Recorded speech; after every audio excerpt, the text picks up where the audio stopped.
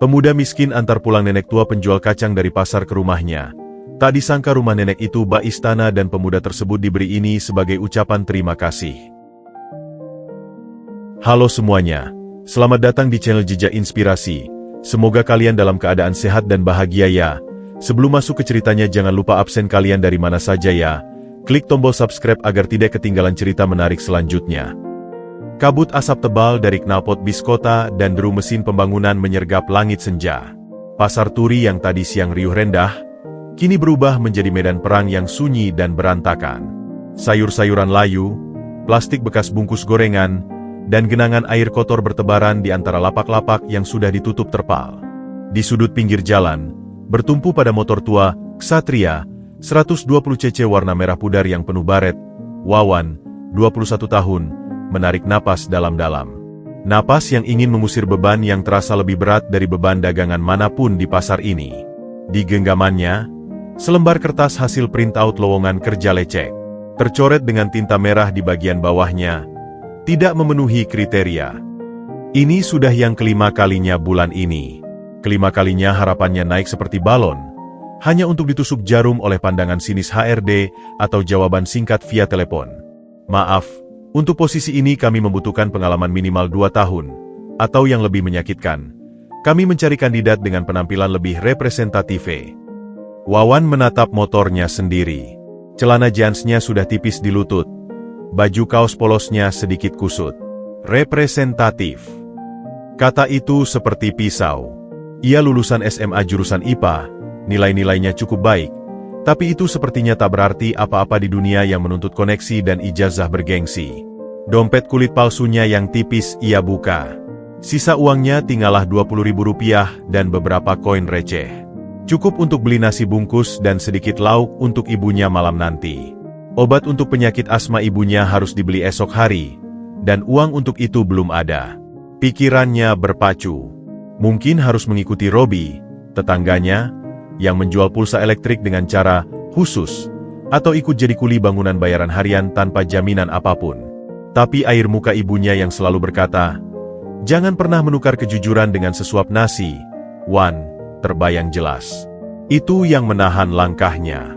Tepat saat gelombang keputusasaan itu mencapai puncaknya, suara tarikan napas berat dan langkah terseok-seok menarik perhatiannya. Di seberang jalan, seorang nenek berusia sekitar 60-an tahun berusaha mengangkat 2 keranjang anyaman bambu yang besar dan tampak berat. Keranjang itu penuh berisi kacang tanah rebus dalam plastik-plastik kecil dan kacang bawang goreng. Tubuhnya yang ringkih terhuyung. Satu keranjang berhasil diangkat ke pinggangnya, tetapi keranjang kedua tetap membandel di tanah. Wajahnya, yang penuh kerut, menyeringit kesakitan. Pakaiannya sederhana, kain kebaya lama dan sarung batik yang sudah lusuh. Ia tampak seperti salah satu dari banyak nenek-nenek penjual kecil yang harus berjuang menghidupi diri sendiri. Hati Wawan tersentak. Ada perang kecil di dalam dadanya. Sisi pertama, kepala logika kebutuhan diri. Urus dirimu sendiri dulu. Wan, kau butuh uang, bukan jadi pahlawan. Cepat cari lagi lowongan di warung kopi. Siapa tahu ada yang butuh tukang sapu. Waktu berjalan, uangmu tinggal sedikit. Ibu butuh obat. Dia mungkin punya keluarga yang bisa dihubungi. Atau sudah terbiasa. Kau bantu dia. Lalu apa? Dikasih 1 bungkus kacang sebagai imbalan? Itu tidak akan membeli obat. Lihat sekeliling. Banyak orang lewat. Kenapa tidak ada yang membantu? Mungkin mereka tahu sesuatu yang tidak kau tahu. Jangan sok suci. Sisi kedua, hati nurani didikan ibu. Lihat dia, Wan. Dia seumuran ibu. Bayangkan jika itu ibu kita yang kesulitan sendirian di pasar. Bukankah kita ingin ada yang menolongnya? Ibu selalu bilang, rezeki tidak akan lari kemana jika kita berbuat baik. Membantu sesama adalah rezeki itu sendiri, meski bentuknya bukan uang. Kau masih punya tenaga. Dia tidak. Itu saja sudah cukup alasan. Apa susahnya mengorbankan 30 menit waktumu? Wawan menatap ke arah langit yang mulai berwarna jingga, seolah mencari jawaban. Tangannya meremas kertas penolakan kerja hingga kusut. Lalu, pandangannya kembali pada nenek yang masih berjuang itu. Ada sesuatu di mata nenek itu. Bukan keputusasaan, tapi sebuah ketekunan yang menyentuh kalbu. Sebuah tekad yang tidak kenal menyerah. Mirip seperti yang ia lihat di mata ibunya setiap hari. Dengan desahan yang kali ini bukan karena putus asa, tetapi karena keputusan yang bulat, Wawan melipat kertas lamaran kerja itu dan menyimpannya di saku. Ia menyalakan motornya, mendengkur pelan, dan menyeberangi jalan yang lengang. "Maaf, Nek," ucapnya dengan suara yang sedikit serak namun tulus, sambil turun dari motor. "Boleh saya bantu antar keranjangnya? Pasar sudah sepi, kendaraan umum juga susah." Nenek Surti, karena dialah nenek itu, menoleh. Sorot matanya yang kelelahan namun masih tajam, memandangi Wawan. Ia memindai dari ujung rambutnya yang acak-acakan hingga ke sepatu sandal usangnya. Bukan dengan pandangan menilai, tapi lebih seperti mengenali sesuatu. "Ah, terima kasih, Nak." Nenek sudah hampir menyerah. "Tulang-tulang ini sudah tidak seperti dulu," jawab Nenek Surti, suaranya parau namun hangat. "Nenek mau pulang, tapi angkot langganan sudah penuh tadi." "Gak apa-apa, Nek. Saya antar pakai motor." "Tapi motornya tua dan mungkin kurang nyaman," kata Wawan sambil dengan sigap mulai mengikat keranjang pertama ke jok belakang dengan tali rafia yang selalu ia bawa. "Tua bukan masalah, Nak. Yang penting hati yang membawanya masih muda dan baik," gumam Nenek Surti, lebih kepada dirinya sendiri. Sebuah senyum tipis menguar di bibirnya yang keriput. Dan dengan keputusan di persimpangan itu, sebuah perjalanan singkat yang akan mengubah takdir Wawan pun dimulai. Ia tak tahu bahwa keranjang anyaman bambu yang ia ikat itu tidak hanya berisi kacang tanah, tetapi juga benih-benih dari sebuah legasi kebaikan yang akan segera bertunas dalam hidupnya. Motor, Ksatria. Merah Wawan mendengkur dengan irama yang tidak menentu, seperti napas seseorang yang kelelahan namun pantang menyerah. Dengan dua keranjang anyaman besar terikat kuat di belakang dan Nenek Surti duduk dengan pegangan hati-hati di pinggulnya, mereka meninggalkan kekacauan pasar dan mulai menyusuri jalanan kota yang padat menjelang maghrib. Angin sore menerpa wajah mereka, membawa serta bau keringat, bensin, dan aroma tanah yang lembab setelah kemarin hujan. Wawan berkonsentrasi penuh, menghindari lubang dan melaju perlahan untuk menjaga keseimbangan. Keheningan awal terasa canggung, hanya diisi oleh deru mesin dan klakson kendaraan lain. "Siapa namamu, Nak?" tanya Nenek Surti tiba-tiba. Suaranya parau namun terdengar jelas di telinga Wawan meski terhalang helm bututnya. "Wawan, Nek." "Wawan Setiawan," jawabnya sopan, matanya tetap lurus ke depan. "Wawan, nama yang bagus. Penuh harapan, menjadi setia. Rumahmu di mana, Nak Wawan?" "Di kampung sawah, Nek. Pinggiran kota. Daerahnya sederhana," ucap Wawan, mencoba memilih kata yang halus untuk menggambarkan gubuk reoknya di antara rumah-rumah semi permanen. Nenek Surti mengangguk pelan, seolah memahami makna di balik kata sederhana itu. "Tadi di pasar, wajahmu terlihat berat sekali. Seperti punya beban seberat keranjang nenek ini. Ada masalah, Nak?" tanyanya lagi, dengan nada yang tidak mencampuri, hanya sekedar ingin tahu. Pertanyaan itu seperti membuka keran yang sudah lama disumbat. Di tengah kemacetan di sebuah persimpangan, dengan rasa aman karena tidak berhadapan langsung, Wawan pun mulai bercerita. Awalnya sepotong-sepotong, lalu mengalir deras. "Baru saja ditolak kerja, Nek. Sudah yang kelima kalinya. Lulus SMA IPA, nilai saya bagus-bagus, tapi kata mereka, kurang pengalaman. Atau penampilan kurang mendukung," keluhnya, suaranya bergetar sedikit. "Ibu saya sakit asma, butuh obat rutin. Bapak sudah tidak ada sejak saya kecil. Saya harus bisa jadi tulang punggung. Tapi, rasanya pintu manapun yang saya ketuk, tertutup." Ia juga bercerita tentang impiannya yang terpendam. Ingin menjadi ahli mesin, bisa memperbaiki dan menciptakan sesuatu. "Dulu, sebelum bapak meninggal, beliau selalu ajak saya otak-atik mesin jahit atau radio tetangga. Kata beliau, tangan yang terampil tak akan pernah membuat pemiliknya kelaparan. Saya ingin kuliah teknik mesin, Nek. Tapi, mimpi saja mungkin terlalu mahal." Nenek Surti mendengarkan dengan saksama.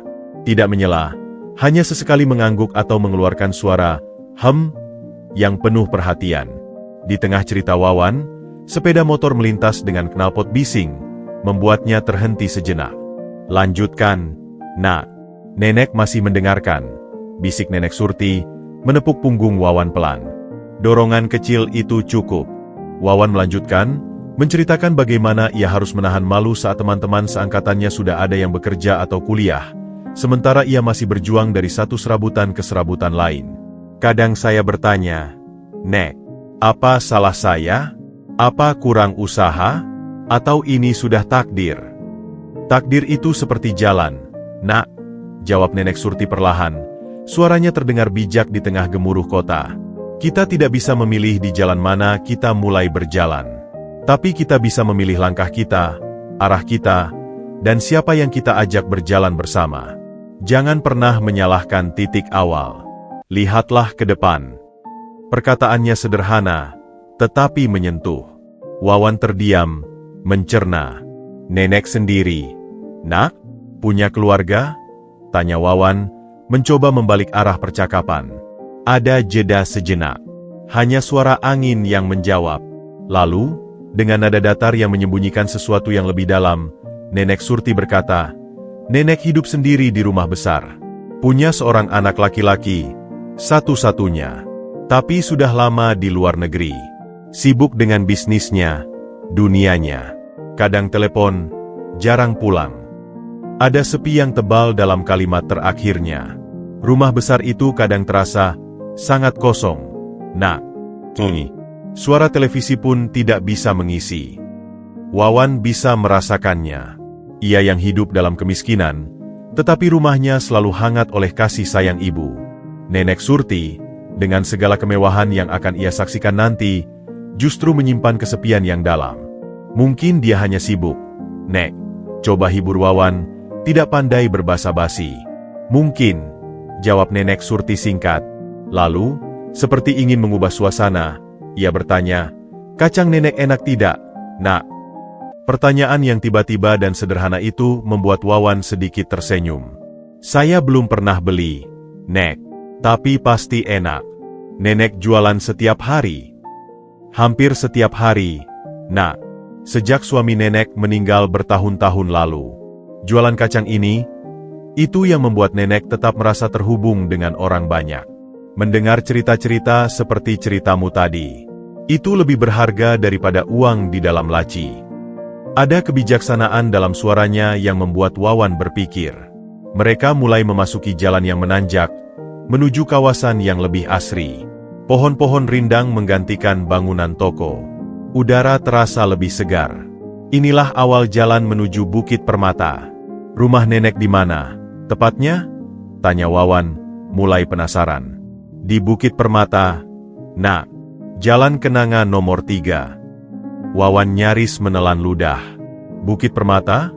Kawasan yang hanya ia dengar dari berita atau lihat dari kejauhan, tempat para orang kaya dan pengusaha terkenal tinggal. Hatinya langsung dipenuhi keraguan. "Nek bekerja di sana?" tanyanya hati-hati. Masih berasumsi nenek ini mungkin seorang pembantu atau pengasuh yang tinggal di paviliun. Nenek Surti terkekeh kecil, seolah menangkap maksud Wawan. "Nenek tinggal di sana, Nak. Sendiri, dengan beberapa orang yang membantu." Motor terus mendaki. Lampu-lampu jalan mulai menyala satu persatu. Pikiran Wawan berputar-putar. Jika nenek ini tinggal di Bukit Permata, mengapa ia berjualan kacang di pasar yang panas dan kotor? Mengapa berpakaian begitu sederhana? Apakah ini semacam hobi orang kaya yang aneh? Atau jangan-jangan ia hanya membual? Namun, sesuatu dalam nada bicara Nenek Surti, dalam ketenangannya, meyakinkan Wawan bahwa ia tidak berbohong. Ini menambah teka-teki dalam benaknya. Saat mereka semakin dekat dengan gerbang besar kawasan Bukit Permata, sebuah perasaan campur aduk menyergap Wawan. Penasaran, tidak percaya, dan sedikit rasa rendah diri yang mulai menggerogoti. Percakapan di jalan menanjak ini bukan hanya sekadar obrolan biasa. Ini adalah pertukaran cerita antara dua dunia yang berbeda namun disatukan oleh rasa kesepian dan perjuangan masing-masing. Wawan telah membuka dirinya, dan Nenek Surti telah memberikan secercah kebijaksanaan. Tanpa disadari, benih hubungan yang istimewa telah tertanam, disirami oleh kejujuran dan perhatian di atas motor tua yang setia membawa mereka menanjak, mendaki menuju sebuah takdir yang tak terduga. Gerimis tipis mulai membasahi kaca helm Wawan, membuat dunia di luarnya tampak buram dan berkilau di bawah lampu jalan yang baru saja menyala. Motor kesatrianya mendengus lebih keras saat menanjak di jalan berliku yang diapit pohon palem rapi dan pagar-pagar tinggi yang hanya memperlihatkan puncak atap rumah-rumah megah.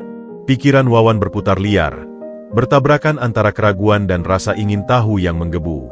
Jalan Kenanga nomor 3, angka itu terngiang. Ia membayangkan sebuah paviliun kecil di belakang rumah majikan, atau mungkin rumah petak sederhana untuk para staf. Sebentar lagi, nak, belok kiri setelah papan nama itu, bisik Nenek Surti, menunjuk ke sebuah papan penanda jalan marmer yang elegan bertuliskan, Jalan Kenanga. Mereka belok, dan di sanalah, di balik sebuah tikungan, gerbangnya berdiri. Bukan gerbang besi biasa. Ini adalah struktur yang megah, terbuat dari besi tempah hitam dengan ornamen rumit menyerupai sulur-sulur tanaman. Di tengahnya, terpampang sebuah lambang keluarga berupa 2 biji kacang yang disilangkan dengan mahkota di atasnya, terbuat dari logam kuning yang berkilau meski dalam cahaya remang-remang. Gerbang itu setinggi hampir 2 lantai, dan di belakangnya, jalan beraspal mulus dengan lampu taman berjajar rapi mengarah ke kejauhan. Wawan mengerem mendadak, motornya nyaris oleng. Jantungnya berdebar kencang.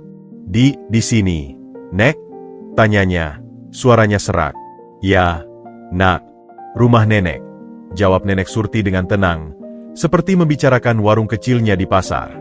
Sebelum Wawan sempat bertanya bagaimana mereka bisa masuk, sebuah panel kecil di samping gerbang menyala dan sebuah kamera kecil berputar mengarah pada mereka. Nenek Surti melambaikan tangan. Selamat sore, Ibu Surti, terdengar suara pria sopan dari interkom. Suara itu penuh hormat, bukan sekadar sapaan formal. Dengan bunyi yang hampir tak terdengar, kedua daun gerbang raksasa itu pun terbuka perlahan. Wawan hanya bisa menatap, mulutnya terbuka sedikit. Ia menarik napas dalam-dalam sebelum memberanikan diri masuk, merasa seperti menyusuri lorong waktu ke dunia yang sama sekali asing. Di kiri kanan, taman yang luas terawat sempurna. Ada air mancur dengan patung kecil di tengahnya, gazebo, dan hamparan rumput hijau yang sepertinya baru saja dipotong. Aroma melati dan gardenia menggantikan bau bensin kota. Dan di ujung jalan setapak sepanjang kira-kira 100 meter, berdiri rumah itu. Rumah adalah kata yang terlalu sederhana. Itu lebih mirip istana kecil bergaya kolonial Belanda, dengan pilar-pilar putih tinggi, jendela-jendela besar berpanel kayu, dan atap merah yang curam. Cahaya hangat memancar dari dalam, menerangi teras depan yang luas. Sebuah mobil hitam mengkilap, yang bahkan oleh Wawan yang awam sekalipun dikenali sebagai Mercedes, terparkir di halaman depan. Motor Wawan terasa semakin kerdil dan reyot. Ia mendadak sangat sadar akan celana jeansnya yang usang, sandal jepitnya, dan bau peluh yang mungkin masih melekat. Rasa rendah diri yang tadi hanya sekadar bisikan, kini menerjang seperti gelombang pasang. Tangannya berkeringat di setang motor. Saat mereka berhenti di depan tangga marmer teras, seorang pria parubaya berpakaian sopir serba putih, Pak Jono, sudah berdiri menunggu dengan payung besar di tangan, siap melindungi Nenek Surti dari gerimis. Selamat sore, Ibu Surti. Hujan rintik-rintik, mari saya bantu, katanya sambil segera membantu nenek turun dengan hati-hati. Nenek bisa, Jono. Terima kasih. Ini Wawan, dia yang menolong nenek tadi, kata Nenek Surti, mempersilakan Wawan yang masih duduk mematung di motornya. Pak Jono mengangguk hormat pada Wawan, meski matanya sempat mengamati motor tua itu dengan cepat. Selamat sore, Mas Wawan. Terima kasih sudah mengantar ibu. Wawan hanya bisa mengangguk kaku, lidahnya terasa keluh. Ia turun dari motor, kakinya sedikit gemetar. Dengan gerakan otomatis, ia mulai membuka tali rafia yang mengikat keranjang-keranjang itu, mencoba mengalihkan rasa kikuknya dengan aktivitas. Biarkan Jono yang urus itu, nak. Mari, masuk sebentar. Nenek ingin membalas jasamu, ajak Nenek Surti, sudah berdiri di atas tangga. Nggak usah repot-repot, Nek. Saya buru-buru pulang, bantah Wawan, merasa tidak pantas menginjakan kaki ke tempat seperti itu. Nonsense. Hujan juga mulai deras. Masuk, nak. Hanya sebentar. Suara Nenek Surti lembut namun mengandung ketegasan yang tak terbantah. Dengan perasaan seperti menapaki tanah kerajaan, Wawan mengikuti Nenek Surti melewati pintu kayu besar yang diukir indah. Begitu masuk, napasnya nyaman tertahan. Interiornya sangat luas namun terasa hangat. Lantainya dari marmer berwarna krem, namun di atasnya terhampar karpet Persia yang tampak mahal. Langit-langit tinggi dengan lampu kristal menggantung. Di dinding, terpajang lukisan-lukisan pemandangan alam dan beberapa foto hitam putih yang terlihat antik. Udara di dalam sejuk, beraroma campuran kayu, buku tua, dan bunga segar. Namun, di balik segala kemewahan itu, ada satu hal yang sangat terasa, kesunyian. Sunyi yang hampir berbunyi. Tidak ada suara televisi, obrolan, atau tawa. Hanya dentang jam dinding besar di sudut ruangan. "Nenek tinggal sendirian di sini?" tanya Wawan takjub, suaranya berbisik, seolah takut mengganggu kesunyian itu. "Hampir sendirian. Ada Pak Jono, Mbak Sri yang masak, dan Pak Darmo yang urus kebun. Tapi mereka pulang ke keluarganya masing-masing setelah kerja. Malam-malam begini, ya sunyi sekali," jawab Nenek Surti dengan senyum kecil yang getir. "Duduklah, Nak." Wawan duduk di tepi sofa besar berlapis kain sutra yang begitu empuk, hingga ia hampir tenggelam. Ia duduk dengan kaku, tangannya diletakkan di pangkuan. Ia merasa seperti noda di atas permadani yang sempurna. Nenek Surti menghilang sebentar ke ruangan dalam, lalu kembali dengan segelas air putih dan piring kecil berisi kue-kue tradisional. "Ini, minum dulu, pasti haus." Saat Wawan minum, Nenek Surti duduk di hadapannya. Ia mengamati Wawan dengan tatapan yang penuh perhatian, bukan menilai. "Terima kasih sekali lagi, Nak. Banyak orang lewat, tapi hanya kamu yang berhenti dan menawarkan bantuan dengan tulus. Di matamu, Nenek tidak lihat pamrih, hanya empati." Wawan tersipu. "Saya cuma bantu sedikit, Nek." "Bantuan? Sedikit? Yang tulus lebih berharga daripada bantuan besar yang penuh hitung-hitungan," jawab Nenek Surti. Kemudian, ia merogoh sakunya dan mengambil kantong kain kecil usang, tempatnya menyimpan uang receh jualan. Dari dalamnya, dengan tangan yang agak gemetar, ia mengeluarkan 10 butir kacang tanah rebus. Biasa saja, seperti yang ia jual. "Ini untukmu, Nak. Simpan baik-baik." Wawan menerimanya dengan kedua tangan, bingung. 10 biji kacang? Di tengah istana ini, dengan segala kekayaan yang terpampang, hadiahnya hanyalah 10 biji kacang? Hati kecilnya tercokol oleh kekecewaan yang tajam dan memalukan. Mungkin nenek ini pelit. Atau mungkin, baginya, Wawan memang hanya layak mendapat sekadar itu. Bisikan Robi tetangganya tiba-tiba terngiang. "Dasar bodoh, lu cuma dikasih kacang." Namun, ia melihat mata Nenek Surti. Di balik kerutnya, ada cahaya serius. Hampir seperti sebuah pesan rahasia. Bukan pandangan orang yang pelit atau meremehkan. "Terima kasih, Nek. Saya hargai ini," ucap Wawan, berusaha menyembunyikan kebingungan dan kekecewaannya. Ia memasukkan kacang-kacang itu ke dalam saku celananya. "Gunakan kacang itu dengan bijak, Nak," kata Nenek Surti, menekankan kata bijak. "Sekarang, sudah larut. Hujan juga makin deras. Biar Pak Jono mengantarmu pulang dengan mobil. Motormu bisa dititipkan di sini. Besok pagi akan diantar Plus sudah diservis ringan. Jangan repot-repot, Nek. Motor saya jelek. Nggak usah." Sudah. Ikuti saja kata Nenek. Kamu sudah membantu Nenek. Sekarang biar Nenek yang membantumu." Tidak lama kemudian, Wawan duduk di jok belakang Mercedes yang seperti ruang kedap suara, menatap melalui jendela yang berembun ke arah rumah bagaikan istana itu yang semakin menjauh. Di tangannya, ia masih memegang kantong kain berisi 10 biji kacang. Di kepalanya, berputar-putar gambar kemewahan yang tak terbayangkan dan kesunyian yang menusuk di dalamnya. Dan di hatinya, bersemayam rasa terima kasih yang tercampur dengan kekecewaan yang dalam, serta teka-teki besar. Siapa sebenarnya Nenek Surti, dan mengapa 10 biji kacang ini terasa begitu berat maknanya? Istana itu telah ia tinggalkan. Namun rasanya, baru saja memasuki sebuah labirin misteri yang pintunya dibuka oleh kacang-kacang biasa dalam genggamannya. Mobil Mercedes hitam yang mulus itu terasa seperti peti mati yang bergerak bagi Wawan. Keheningan di dalamnya begitu pekat, hanya dipecah oleh derai hujan yang memukul kaca dan suara mesin yang hampir tak terdengar. Pak Jono, sang sopir, berkonsentrasi penuh pada jalan, sesekali melirik Wawan melalui kaca spion dengan ekspresi netral. Wawan duduk kaku, tangannya mengepal erat di pangkuan. Kantung kain berisi 10 biji kacang di sakunya terasa seperti bara panas, membakar paha dan harga dirinya. Pikiran-pikiran gelap berputar-putar. 10 biji kacang. Hanya itu. Di rumah seluas itu, dengan mobil semewah ini, hanya 10 biji kacang biasa, rasa malu karena harapannya yang sempat mengembang kini kempes, bercampur dengan kekecewaan yang pahit. Ia membayangkan ekspresi ibunya jika mengetahuinya. Ia membayangkan Robi, si tetangga yang selalu sinis, pasti akan menertawakannya habis-habisan. Mas Wawan, alamatnya di Kampung Sawah, ya? RT berapa? Tanya Pak Jono tiba-tiba, memecah kesunyian. Wawan terkejut, lalu memberi petunjuk dengan suara datar. Saat mereka memasuki jalan berlumpur dan becek di kampungnya, kontras dengan bukit permata terasa seperti tamparan. Mobil mewah itu menarik semua perhatian. Anak-anak berhenti bermain. Para ibu melongok dari balik pintu. Para bapak-bapak yang sedang nongkrong di warung memandang penuh selidik. Wawan meringis. Ia turun dengan cepat di depan gubuknya yang terbuat dari kayu dan seng. Berterima kasih singkat pada Pak Jono sebelum buru-buru masuk ke dalam, menghindari tatapan tetangga. Wan, itu siapa?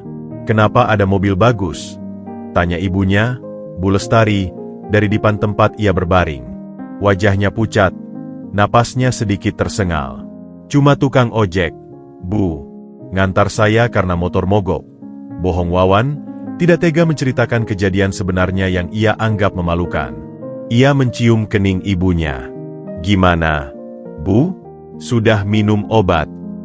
Masih ada untuk besok. Kamu bagaimana? Ada kabar lamaran kerja? Wawan menggeleng, menunduk. Ia mengeluarkan kantung kain dari saku dan meletakkannya di atas meja kayu yang lapuk. Cuma dikasih ini, Bu. Dari seorang nenek yang saya bantu. Bu Lestari membuka kantong itu.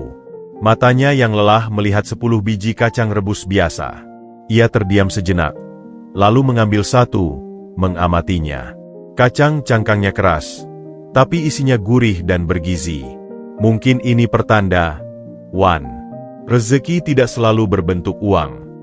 Pertanda apa, Bu? Kita butuh uang, bukan kacang. Bantah Wawan, suaranya meninggi penuh frustrasi.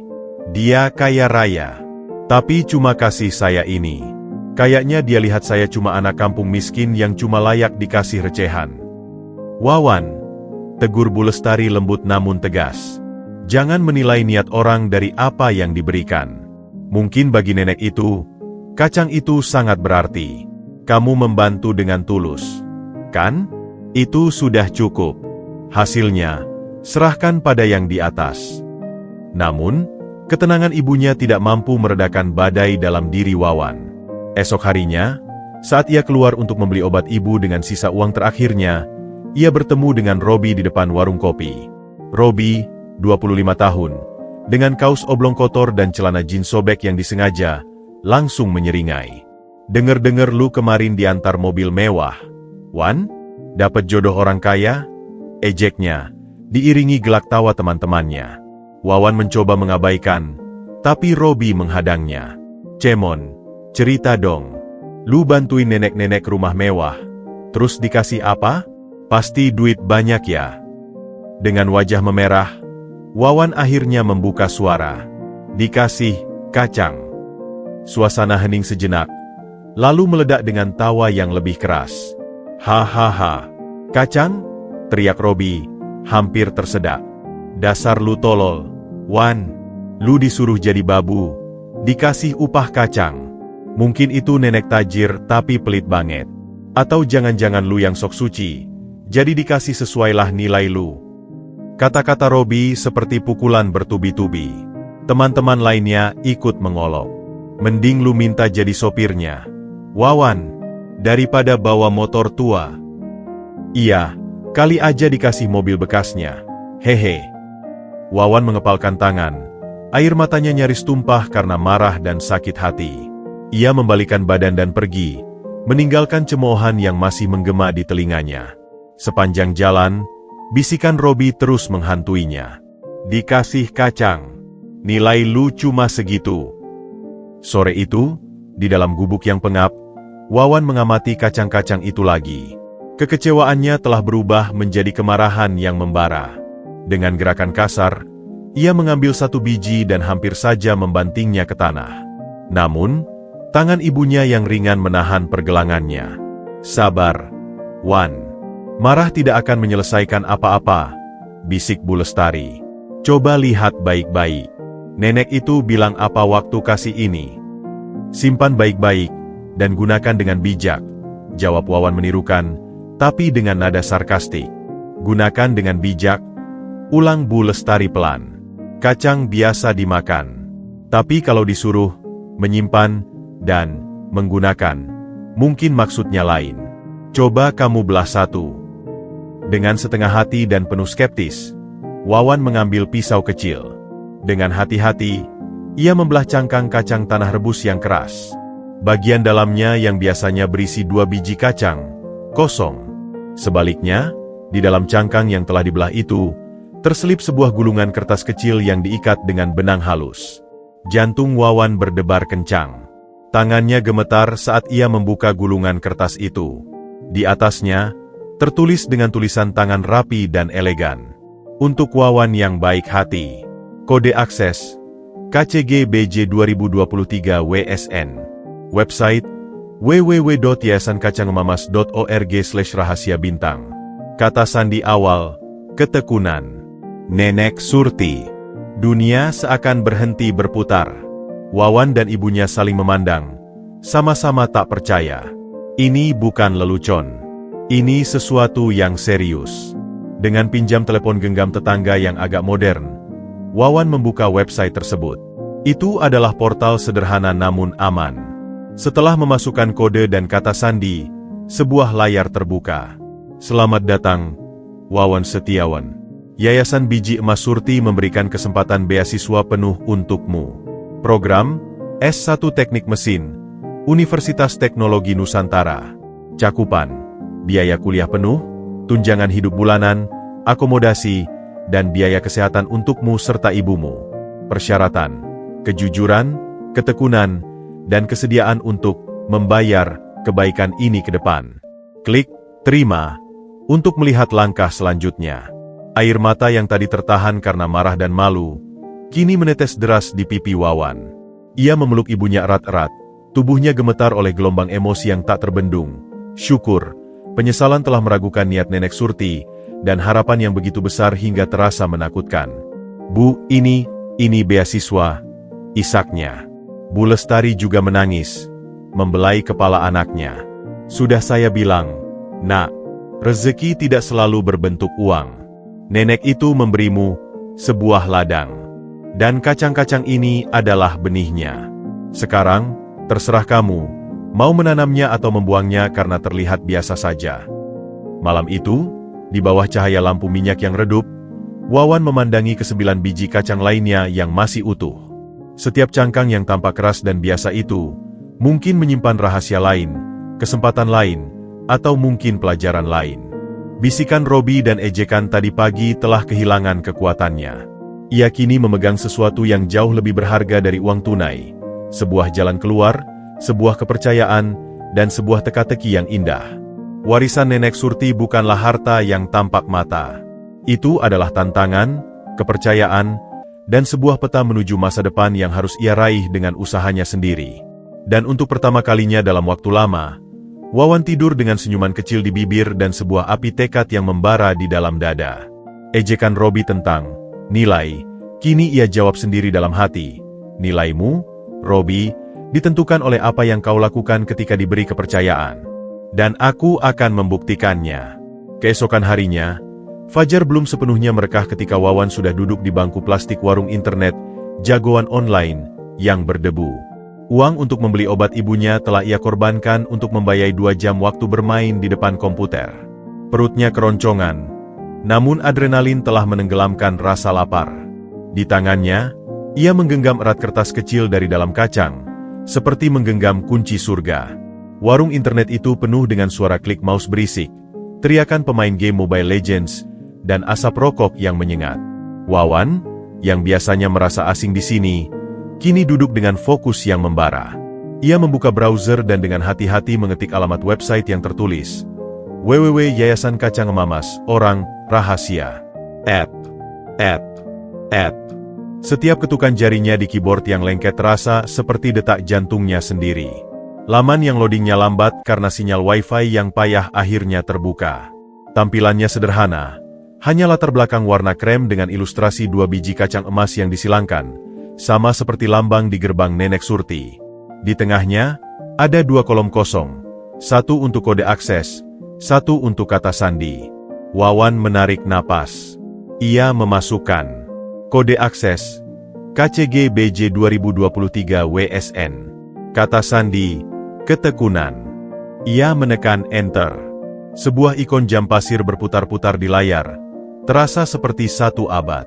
Wawan menahan napas, takut ini hanya mimpi atau, lebih buruk, sebuah lelucon yang kejam. Tiba-tiba, layar berubah. Selamat datang, Wawan Setiawan. Tulisan itu muncul dengan efek sederhana, diikuti oleh teks yang berjalan perlahan, seolah-olah Nenek Surti sendiri yang sedang berbicara padanya melalui layar. Jika kau membaca ini, berarti kau telah mengambil langkah pertama, rasa ingin tahu dan keberanian untuk mengungkap rahasia. Selamat. Banyak orang berhenti pada cangkang yang keras dan tidak pernah menemukan isinya. Wawan membacanya berulang kali, matanya berkaca-kaca. Yayasan Biji Emas Surti, dengan ini, menawarkan kepadamu. Sebuah tabel detail muncul di bawahnya. 1 program beasiswa penuh S1 teknik mesin. 2 Universitas Teknologi Nusantara, UTN, kampus swasta ternama dengan akreditasi A. 3 cakupan. Uang pangkal dan SPP setiap semester. Tunjangan hidup bulanan, Rp1.500.000. Asrama mahasiswa, kamar tunggal. Dana buku dan penelitian. Asuransi kesehatan untuk Wawan dan 1 orang ibu kandung, Bu Lestari. 4 masa berlaku 4 tahun, 8 semester, atau hingga wisuda, dengan syarat IPK minimal pukul 3 setiap semester. 5 persyaratan khusus. Kejujuran mutlak, termasuk melaporkan kegagalan. Ketekunan dan semangat pantang menyerah. Kesediaan untuk melakukan pembayaran ke depan. Setelah lulus dan bekerja, kamu wajib menyisihkan 5% dari gajimu selama 5 tahun untuk mendanai 1 anak penerima beasiswa berikutnya, atau dengan cara lain yang disepakati. Menjaga komunikasi rutin dengan yayasan, laporan akademik dan personal. Di bagian paling bawah, ada 2 tombol besar, terima dan tolak. Jari Wawan menggigil di atas mouse. Ini terlalu bagus untuk menjadi kenyataan. Tunjangan hidup Rp1,5 juta. Itu lebih dari yang pernah ia hasilkan dalam sebulan. Asuransi untuk ibu? Itu adalah anugerah terbesar. Air matanya menitik, membasahi baju kaosnya yang tipis. Impian yang ia kira harus dikubur dalam-dalam, tiba-tiba menggali dirinya sendiri dan muncul ke permukaan, bersinar terang. Namun, di tengah euforia, bayangan Robi dan cemoohan, nilai cuma segitu, menyelinap lagi. Apa ini nyata? Bukan penipuan? Ia membaca syarat pembayaran ke depan. Itu bukan meminta uang darinya sekarang, justru memberinya kepercayaan untuk masa depan. Itu terasa bijaksana. Seperti Nenek Surti. Dengan tekad yang membaja, ia menggerakkan kursor dan mengklik terima. Laman baru terbuka, berisi formulir pendaftaran online yang panjang. Data pribadi, data keluarga, riwayat pendidikan, hingga pertanyaan esai, mengapa saya pantas mendapatkan beasiswa ini? Dan, apa yang akan saya lakukan dengan kesempatan ini untuk orang lain? Wawan menghabiskan sisa waktu 2 jamnya dengan mengetik secepat mungkin, menjawab setiap pertanyaan dengan jujur dan penuh perasaan. Tangannya pegal, matanya perih menatap layar, tetapi ia tak berhenti. Saat waktu hampir habis, ia berhasil mengirim formulir. Sebuah notifikasi muncul. Terima kasih. Tim yayasan akan menghubungi Anda via telepon dalam 1-3 hari kerja untuk tahap wawancara. Wawan mematikan komputer. Tubuhnya lelah tetapi jiwa terasa ringan. Saat ia berbalik, Pandangannya bertemu dengan Robi yang kebetulan baru masuk warnet. Mungkin habis mencari peluang kerjaan pagi itu. "Lo, Wan? Mabar game?" ejek Robi, melihat wajah Wawan yang penuh konsentrasi. "Bukan. Urusan penting," jawab Wawan singkat, mencoba keluar. Robi menyeringai. "Urusan penting? Mencari kerja di internet? Percuma, mereka butuh yang jago komputer, bukan kuli." Wawan berhenti, menatap Robi. Untuk pertama kalinya, ia tidak merasa tersinggung. Ia malah merasa sedih. Robi terjebak dalam cangkangnya sendiri, cangkang sinisme dan jalan pintas, dan mungkin tidak akan pernah berusaha membelahnya untuk melihat kemungkinan di dalamnya. "Gak semua yang penting kelihatan mentereng dari luar, Rob," ucap Wawan pelan, lalu pergi meninggalkan Robi yang tampak bingung. Sepanjang perjalanan pulang, langkah Wawan terasa lebih mantap. Ia membeli obat untuk ibunya dengan sisa uang yang ada, dan berjanji pada dirinya sendiri bahwa ini adalah terakhir kalinya ibu harus menunggu obat karena ketiadaan uang. 3 hari kemudian, saat Wawan membantu ibu membereskan cucian, telepon genggam tetangga yang ia pinjam berdering. Sebuah nomor tidak dikenal. "Selamat siang, dengan Bapak Wawan Setiawan?" "Iya, betul. Ini dari Yayasan Biji Emas Surti. Kami telah menerima formulir Anda. Apakah Anda bersedia untuk datang ke kantor yayasan untuk wawancara besok pagi jam 9? Suara di seberang telepon itu resmi namun ramah. Kantor yayasan, menurut petunjuknya, berada di lantai 2 sebuah gedung perkantoran di pusat kota, lokasi yang sama sekali berbeda dari rumah Nenek Surti. Malam itu, Wawan tidak bisa tidur. Ia mengeluarkan ke-9 biji kacang lainnya yang masih utuh, berjejer di atas meja. Satu kacang telah membawanya pada sebuah pintu. Apa yang ada di dalam 9 kacang lainnya? Apakah masing-masing adalah sebuah tantangan, sebuah pelajaran, atau mungkin sebuah bantuan di masa depan? Ia tidak tahu.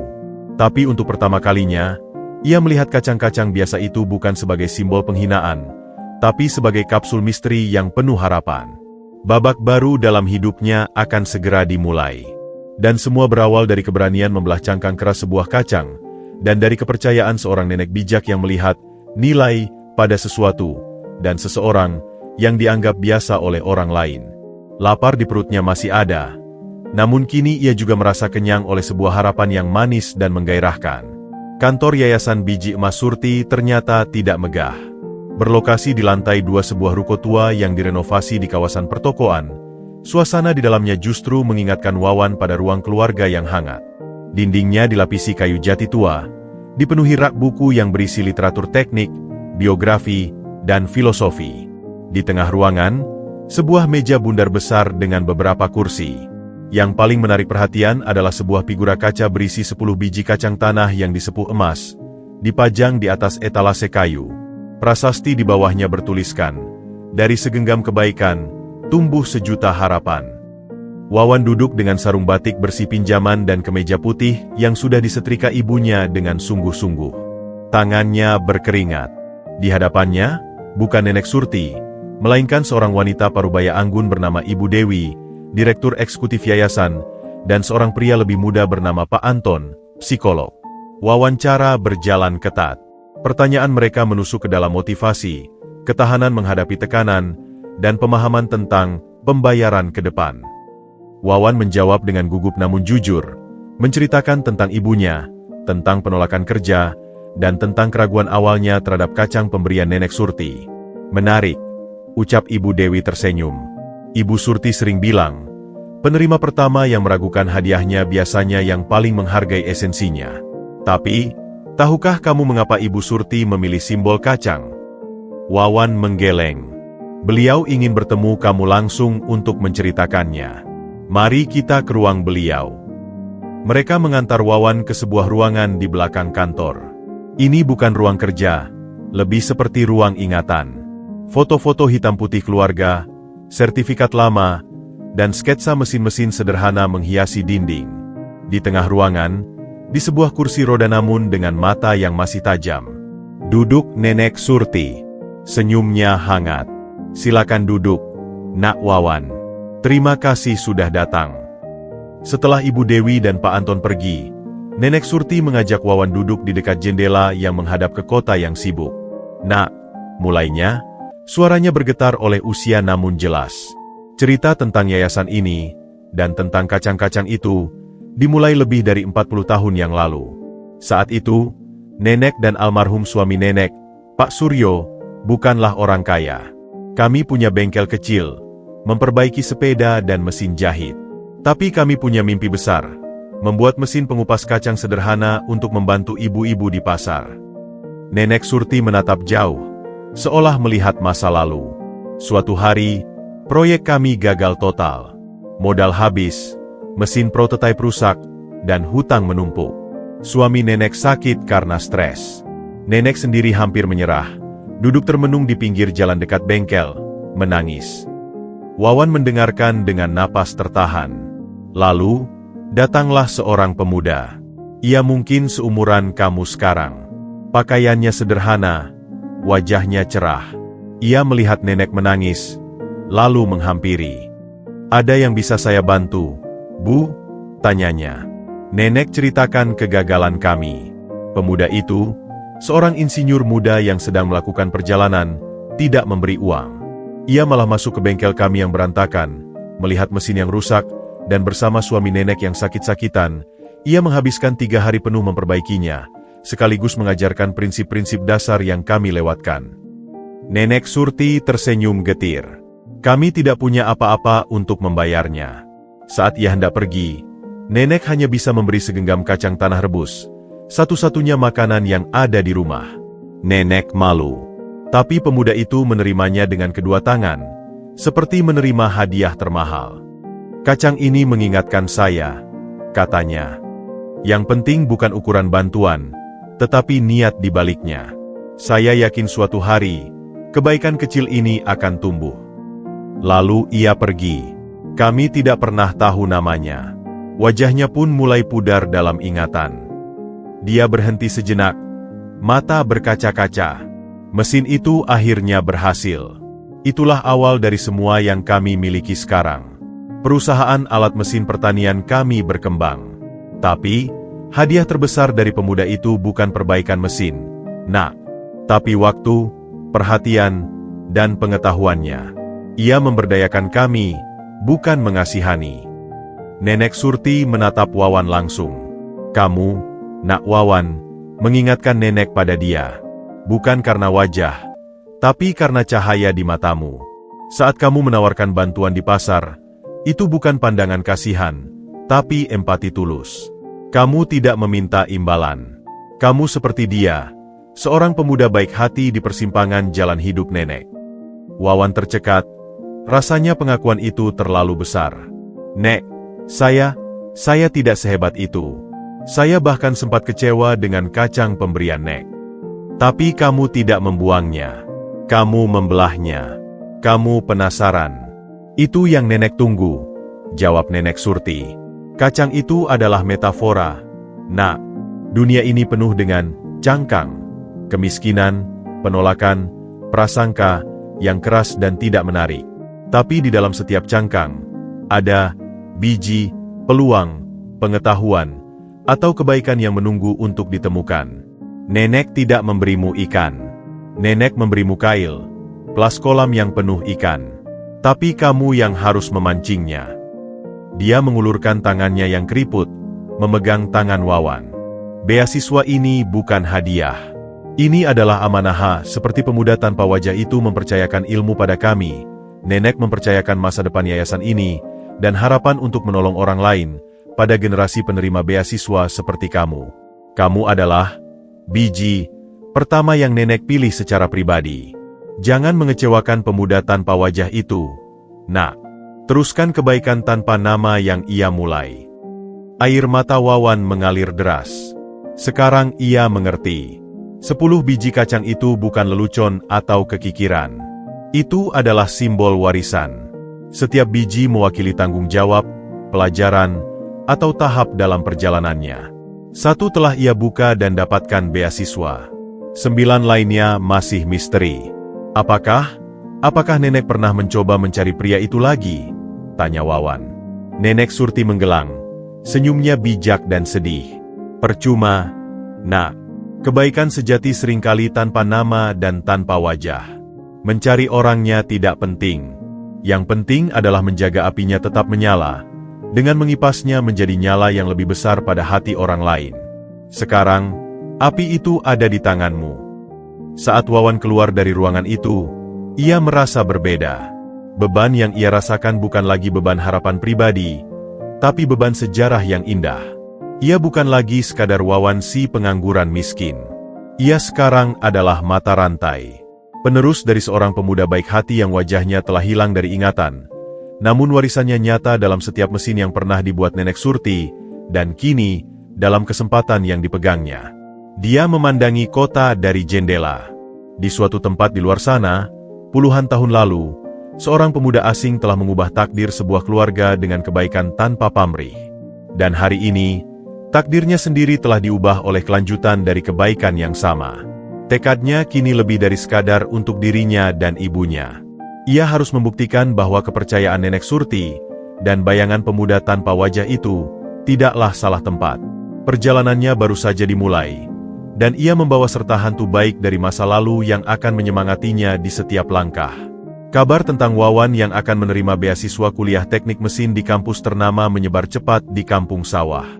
Namun, seperti angin, kabar itu tidak selalu membawa kesejukan. Ia membawa juga debu dan sampah dedaunan kering kejengkaan. 2 minggu setelah wawancara sukses, Wawan sedang membantu ibunya memilah kacang-kacang untuk dijual ke pasar kecil.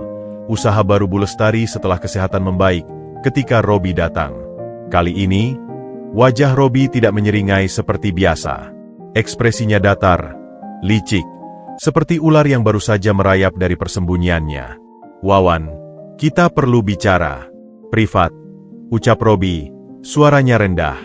Wawan, dengan firasat buruk, mengangguk dan mengajak Robi ke belakang rumah, di dekat kandang ayam yang sudah kosong.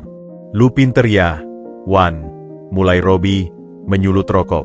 "Dari dikasih kacang malah dapat beasiswa. Nenek tajir itu pasti lagi seneng.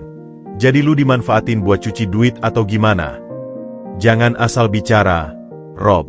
Ini beasiswa resmi, ada yayasannya," bantah Wawan, mencoba tenang. "Yayasan? Hah?" Robi mendesis. "Gue dengar dari orang dalem, itu nenek lagi kena masalah sama anaknya yang di luar negeri. Lu cuma pion. Tapi, gue gak peduli itu." Robi melangkah lebih dekat, napasnya bau rokok murah.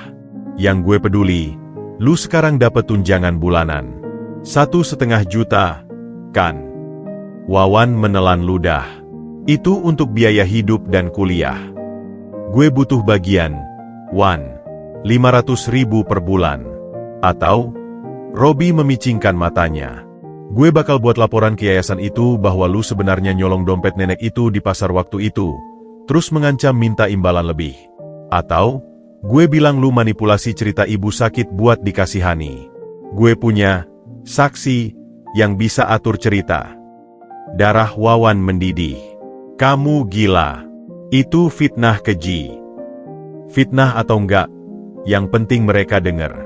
Orang kaya gitu gampang curiga. 1 laporan anonim aja, beasiswamu bisa dicabut. Lu pilih, Wan. Kehilangan segalanya, atau bagi sedikit rezeki sama tetangga yang selama ini jaga kampung buat lu." Robi menyeringai, menunjukkan sisi gelapnya yang selama ini tersembunyi di balik candaan kasar. Wawan terguncang. Ancaman itu nyata. Reputasinya yang bersih adalah satu-satunya modal selain kejujuran. Bagaimana jika Nenek Surti ragu? Bagaimana jika yayasan melakukan penyelidikan dan mengganggu proses beasiswanya yang sudah diambang pemberkasan? "Gue kasih waktu 3 hari, Robi melanjutkan, melemparkan puntung rokoknya. 3 hari buat transfer pertama. Atau, email laporan sama dokumen palsu udah siap gue kirim." Ia menepuk pundak Wawan dengan keras. "Kerja sama yang baik, ya. Jangan coba cerita ke siapapun, termasuk ibumu. Nanti makin runyam." Robi pergi, meninggalkan Wawan yang lututnya terasa lemas. Dia bersandar di dinding bambu yang reot, hati bergejolak antara kemarahan dan ketakutan. Mimpi indah yang baru saja ia raih terancam roboh, oleh ulah tetangganya sendiri. Uang tunjangan itu bahkan belum ia terima. Tapi sudah ada yang menuntut bagian dengan cara yang paling kotor. Sepanjang hari itu, Wawan seperti zombie. Ia tidak bisa makan, tidak bisa fokus membantu ibunya. Bu Lestari menyadari ada yang salah. "Wan, kamu kenapa?" "Pucat sekali," tanya ibunya penuh khawatir. "Gak apa-apa, Bu. Cuma lagi mikirin berkas-berkas." Bohong Wawan, tidak tega melibatkan ibunya dalam masalah yang bisa membuatnya khawatir dan kambuh sakitnya. Malam harinya, di bawah cahaya lampu minyak, Wawan memandangi 9 biji kacang yang masih tersisa. Ia teringat cerita Nenek Surti tentang pemuda tanpa wajah. Pria itu menghadapi kegagalan dan keputusasaan, tapi tidak menyerah. Apa yang akan dia lakukan jika berada dalam posisi ini? Melawan dengan kekerasan? Membayar upeti? Atau kejujuranmu membawamu ke sini, begitu kata Nenek Surti saat wawancara. Apakah kejujuran juga akan menyelamatkannya dari situasi ini? Tapi risiko terlalu besar.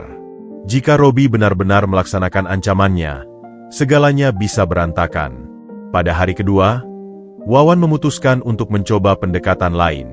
Ia menemui Robi di warung kopi. "Robi, aku nggak punya uang sekarang. Tunjangan pertama akan cair setelah aku resmi mendaftar ulang. Masih lama.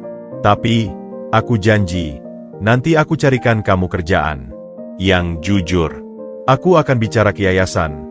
Mungkin ada lowongan di kebun percobaan atau di bengkel mereka." Robi tertawa terbahak-bahak, menarik perhatian semua orang di warung. "Kerja jujur? Lu ngomong apa, Wan? Kerja jujur hasilnya berapa? Nggak cukup buat bayar utang gue ke rentenir. 500.000 per bulan, itu aja. Take it or leave it." "Aku nggak bisa, Rob. Itu uang untuk ibuku dan kuliahku." "Ya sudah, konsekuensinya tanggung sendiri," geram Robi, bangkit dan pergi. Tekanan itu membuat Wawan hampir putus asa. Ia mempertimbangkan untuk menggunakan sebagian dari uang sisa tabungan ibunya yang sangat sedikit untuk membungkam Robi sementara, tapi itu terasa seperti pengkhianatan terhadap ibunya dan terhadap Nenek Surti. Pada pagi hari ketiga, saat deadline ancaman, Wawan bangun dengan keputusan yang matang setelah semalam tidak tidur. Ia ingat satu hal penting. Nenek Surti adalah seorang pengusaha yang sukses. Dia pasti pernah menghadapi pemeras, penipu, dan orang-orang seperti Robi. Dan dia mendirikan yayasan bukan karena naif, tapi karena bijaksana. Dengan hati berdebar-debar namun tekad bulat, Wawan meminjam telepon tetangga dan menelepon kantor yayasan. Ia minta bicara dengan Ibu Dewi. "Ibu Dewi, ini Wawan. Saya ada masalah pribadi yang serius dan saya butuh bertemu dengan Ibu Surti. Ini sangat penting dan mendesak." Suara Ibu Dewi di seberang tenang namun waspada. "Apakah ini berhubungan dengan beasiswa, Wawan?" "Tidak langsung, Ibu. Tapi, ini bisa merusak semuanya. Ini tentang ancaman dan pemerasan." Ada jeda singkat. "Baik. Ibu Surti ada di rumah. Saya akan jemput kamu dalam 1 jam." Perjalanan ke Bukit Permata kali ini terasa berbeda. Tidak ada rasa kagum, hanya kecemasan yang mendalam. Di ruang keluarga yang sama, Wawan duduk menghadap Nenek Surti. Dengan gemetar, ia menceritakan semuanya. Ancaman Robi, tuntutannya, dan ketakutannya sendiri jika beasiswanya dicabut karena fitnah. Nenek Surti mendengarkan tanpa ekspresi. Setelah Wawan selesai, dia menghela napas panjang. "Jadi, dia mengancam akan membunuh karaktermu sebelum karaktermu itu sempat terbukti," gumam Nenek Surti. "Itu adalah strategi klasik parasit. Nak, mereka takut pada potensimu, jadi mereka berusaha mematikanmu sejak di akar." Wawan menunduk. "Maafkan saya, Nek. Saya membawa masalah seperti ini." "Justru sebaliknya. Kamu membawa masalah ini kepadaku. Itu menunjukkan kebijaksanaan dan keberanian. Kamu memilih untuk jujur dan meminta bimbingan, bukan mengambil jalan pintas atau menyerah." Nenek Surti lalu tersenyum. Tapi senyumnya kali ini berbeda. Ada ketajaman di baliknya. Ketajaman seorang wanita yang telah membangun kerajaan bisnis dari nol. "Jangan khawatir, Nak. Kita akan atasi ini bersama. Dan, Kita akan melakukannya dengan cara yang memberdayakan. Wawan bingung. Memberdayakan? Ya, kita tidak akan memenjarakan Robi. Itu terlalu mudah dan tidak menyelesaikan akar masalah. Kita juga tidak akan memberinya uang. Itu hanya mengajari dia bahwa pemerasan berhasil. Mata Nenek Surti berbinar. Kita akan memberinya pilihan. Pilihan yang lebih sulit daripada sekadar menerima uang, tapi yang bisa mengubah hidupnya, jika ia mau. Wawan masih tidak mengerti, tapi ia percaya. Nenek Surti memanggil Pak Jono dan berbisik sesuatu. Kemudian, dia berkata pada Wawan, "Besok, kita akan mengundang Robi ke sini. Biar nenek yang bicara dengannya. Dan kamu, bersiaplah. Ujian pertamamu sebagai penerima beasiswa bukanlah ujian kalkulus, nak, tapi ujian integritas di tengah intimidasi. Dan sejauh ini, nilaimu A." Wawan merasa beban yang mengimpit dadanya selama 3 hari perlahan terangkat. Ia belum tahu apa yang akan terjadi, tapi satu hal yang ia pahami, di dunia Nenek Surti, kebaikan bukan berarti kelemahan. Ada kekuatan yang tenang dan strategis di baliknya, seperti akar pohon oak yang kuat meski tak terlihat. Dan Robi, si ular di balik pagar bambu, tak lama lagi akan berhadapan dengan sesuatu yang jauh lebih besar dari yang pernah ia bayangkan.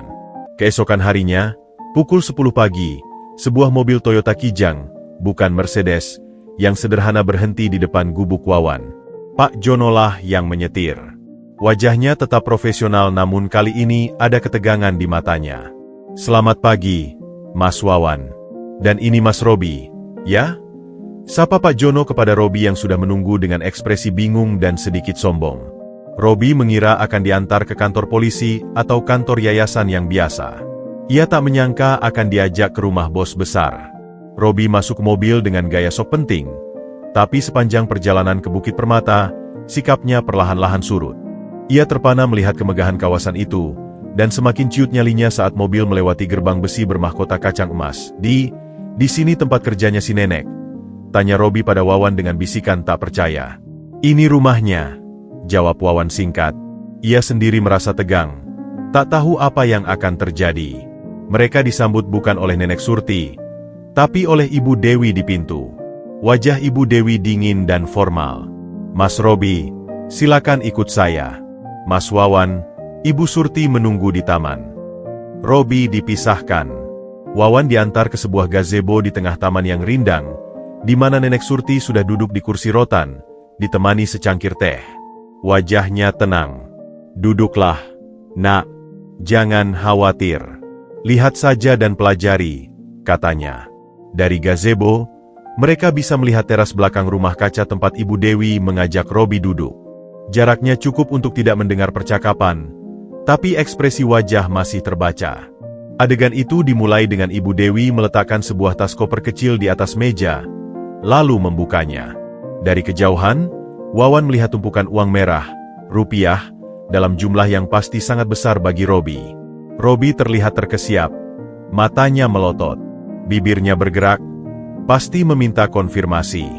Lalu Ibu Dewi berbicara panjang, menunjuk arah kebun percobaan di sisi lain taman, di mana beberapa pekerja sedang merawat tanaman hidroponik dan alat mesin pertanian kecil. Robi mengernyit. Wajahnya berubah dari serakah menjadi bingung, lalu marah. Ia tampak membantah sesuatu. Suaranya mulai terdengar samar-samar namun nada protesnya jelas. Setelah sekitar 15 menit, Ibu Dewi menutup koper berisi uang itu. Ia berdiri, menyodorkan selembar kertas pada Robi. Robi terlihat ragu, lalu membaca kertas itu dengan wajah yang semakin pucat. Ibu Dewi lalu menunjuk ke arah pintu pagar, gerakannya jelas, "Ambil uang dan pergi, atau ambil kertas ini." Robi berdiri terpaku, menatap koper, lalu menatap kertas di tangannya. Ekspresinya berperang hebat, kerutan di dahinya dalam. Selama hampir 2 menit yang terasa seperti 1 jam, ia berdiri di persimpangan pribadinya sendiri. Akhirnya, dengan gerakan yang tampak sangat berat, Robi meraih kertas itu, bukan koper. Ia menatap Ibu Dewi dengan ekspresi tak percaya pada dirinya sendiri, lalu mengangguk pelan. Ibu Dewi tersenyum tipis, lalu mengajaknya masuk ke dalam rumah. Beberapa menit kemudian, Wawan dan Nenek Surti dipanggil ke ruang kerja kecil di dalam rumah. Robi sudah duduk di sana. Wajahnya campur aduk antara malu, kesal, dan penasaran. Di depannya terbuka sebuah kontrak kerja. Wawan, "Nak," mulut Nenek Surti dengan suara yang terdengar oleh semua. Robi di sini telah membuat pilihan.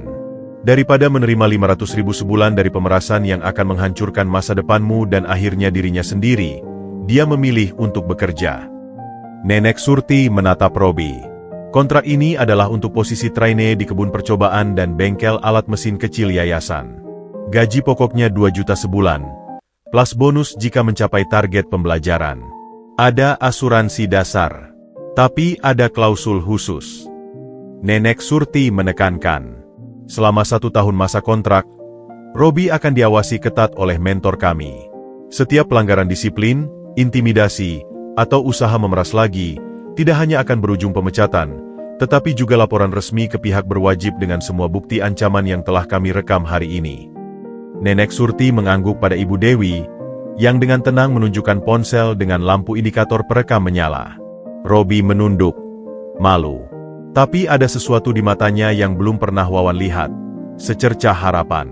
Pilihan kedua, lanjut Nenek Surti, adalah mengambil uang di koper tadi, yang cukup untuk melunasi utangmu pada rentenir, lalu pergi. Tapi setelah itu, kamu akan menjadi musuh yayasan ini. Dan percayalah, Nak, Nenek sudah cukup tua untuk tahu cara melindungi anak-anak didik Nenek dengan segala cara hukum yang ada. Robi menarik napas dalam-dalam. Saya pilih kerja, Bu. Tapi, kenapa? Kenapa saya malah dikasih kesempatan? Nenek Surti tersenyum, dan kali ini senyumnya lembut. Karena, Robi, Nenek percaya setiap orang punya 2 sisi. Sisi yang kamu tunjukkan pada Wawan adalah sisi putus asa, seperti binatang terjepit yang menggigit. Tapi pilihanmu tadi, mengambil kertas kerja bukan uang, menunjukkan bahwa di dalam dirimu masih ada sedikit biji kemauan untuk menjadi lebih baik. Mungkin itu biji yang tertimbun sampah dan lumpur, tapi masih ada. Yayasan ini didirikan untuk memberi kesempatan pada biji-biji yang terlihat keras dan tak berguna, untuk membelah cangkangnya dan tumbuh. Dia menoleh ke Wawan. Dan kamu, Nak Wawan, telah lulus ujian pertama dengan sangat baik. Kamu memilih kejujuran dan mencari bimbingan, bukan membalas atau menyuap. Itulah kualitas pemimpin. Kemudian Nenek Surti berbicara pada mereka berdua. Mulai hari ini, jalan kalian berbeda tapi mungkin akan bersinggungan. Wawan akan mengejar akademisi. Robi akan belajar keterampilan teknis. Keduanya mulia. Dan suatu hari nanti, kalian akan mengerti bahwa membantu seseorang bangkit dengan tangannya sendiri jauh lebih membanggakan daripada menjatuhkannya atau sekadar memberinya ikan. Robi akhirnya menandatangani kontrak dengan tangan gemetar. Sebelum pulang, ia mendekati Wawan. "Wan, ia terbata-bata, mencari kata maaf. Untuk ancaman, untuk semua." Wawan menghela napas. "Lupakan, Rob. Kerjakan yang baik-baik. Ini kesempatan langka." Robi mengangguk. Tak bisa banyak bicara. Setelah Robi pergi dengan Pak Jono yang akan mengantarnya ke asrama pekerja yayasan, Wawan ditinggal sendirian dengan Nenek Surti. "Nek, tadi, rekaman itu beneran?" tanya Wawan penasaran. Nenek Surti terkekeh.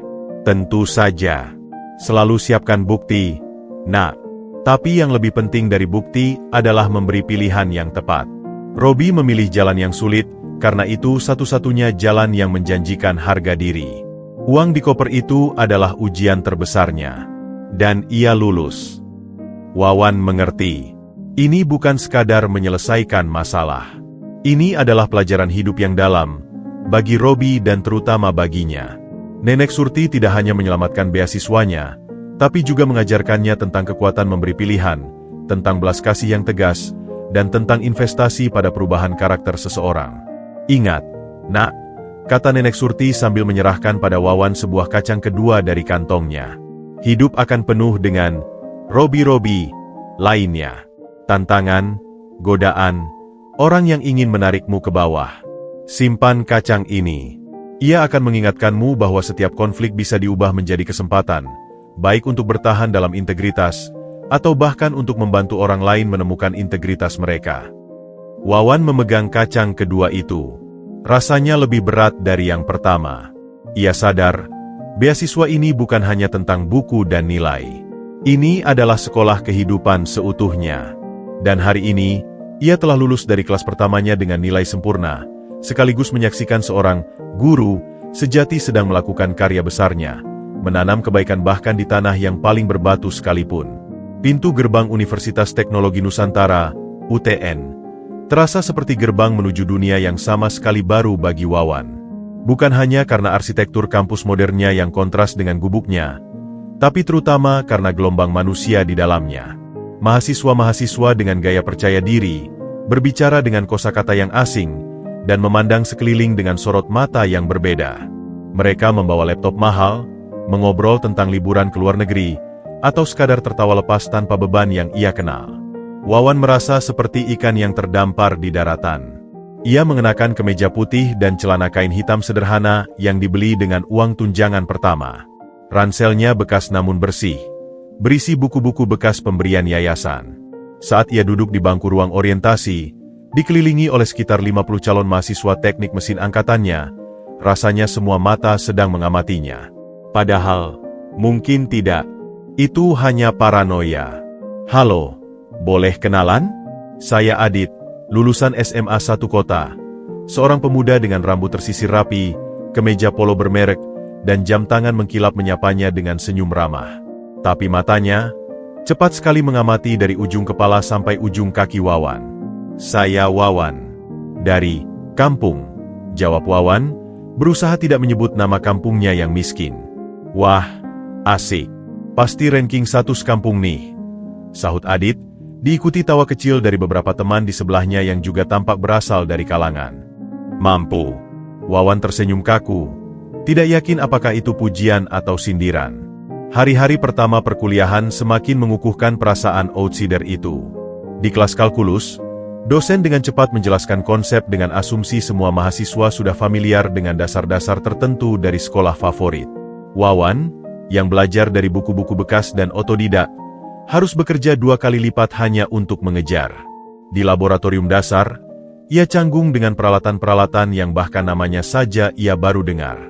Sementara Adit dan kelompoknya dengan lincah mengoperasikan alat-alat itu, berbicara dengan asisten dosen dengan akrab seperti kolega. Wawan, itu mikrometer, bukan buat penggaris biasa.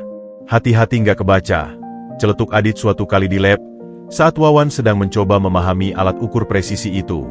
Tawa kecil kembali berdesis. Wawan hanya mengangguk, pipinya memerah. Tekanan terberat justru datang dari hal-hal non-akademis. Saat diskusi kelompok untuk tugas pertama, Wawan mengajukan ide sederhana tentang perbaikan alat pertanian tradisional berdasarkan pengamatannya di kampung. Adit memotong dengan sopan namun merendahkan. Itu menarik sih, Wan. Tapi kayaknya kurang relevan dengan skope tugas kita yang harus pakai pendekatan teoritis modern. Mending kita fokus ke referensi jurnal internasional ya. Ide Wawan pun tenggelam. Ia merasa pengetahuannya yang berasal dari pengalaman langsung dianggap tidak berharga. Malam-malam di asrama yang disediakan yayasan, sebuah kamar kecil namun nyaman di sebuah gedung dekat kampus, Wawan sering duduk termenung. Ia memegang kacang kedua pemberian Nenek Surti. Kacang pertama telah memberinya pintu masuk. Kacang kedua sepertinya adalah simbol untuk bertahan di lingkungan baru yang asing dan keras ini. Apakah aku cukup pintar untuk berada di sini? Keraguan itu menggerogoti. Ia mulai menyendiri. Makan di kantin ia lakukan cepat-cepat saat sepi. Ia menghindari acara gathering mahasiswa, karena tidak punya uang untuk iuran atau gaya berpakaian yang sesuai. Fokusnya hanya belajar. Namun, isolasi itu justru membuatnya semakin terpuruk secara mental. Suatu sore, saat ia duduk sendirian di perpustakaan mencoba memahami materi termodinamika yang seperti bahasa alien, seorang mahasiswa tingkat 2 bernama Randy mendekatinya. Randy tidak sekaya Adit, tapi wajahnya ramah dan ia dikenal sebagai mahasiswa yang peduli. Lagi pusing ya sama hukum pertama? Tanya Randy sambil duduk di seberang. Saya dulu juga gitu. Butuh waktu buat nyambung. Wawan terkejut ada yang menyapanya tanpa nada merendahkan. Iya, Mas. Agak berat. Dari mana asalnya? Dari kampung sawah, pinggiran kota. Randy mengangguk. Wah, hebat bisa masuk sini. Beasiswa yayasan. Ya? Saya juga penerima beasiswa, tapi dari pemerintah. Percakapan itu menjadi awal persahabatan kecil. Randy tidak banyak bicara tentang latar belakang, tapi ia mau berbagi catatan, menjelaskan konsep dengan sabar, dan yang terpenting, memperlakukan Wawan setara. Melalui Randy, Wawan mulai mengenal beberapa mahasiswa lain yang juga berasal dari keluarga biasa, yang bekerja paruh waktu, dan yang berjuang mati-matian untuk tetap bertahan di kampus bergengsi ini. Mereka membentuk kelompok belajar informal. Di sini, Wawan akhirnya bisa bernapas. Ia menemukan bahwa pengalamannya memperbaiki mesin-mesin kecil justru sangat membantu dalam memahami aplikasi praktis teori yang diajarkan. Namun, ujian besar pertamanya tetap menjadi mimpi buruk. Saat pengumuman nilai ujian tengah semester digantung, Wawan dengan jantung berdebar mencari namanya. Kalkulus, B. Fisika dasar, C. Pengantar teknik, B. Nilai-nilai itu jauh dari standar IPK 3.0 yang dipersyaratkan beasiswanya.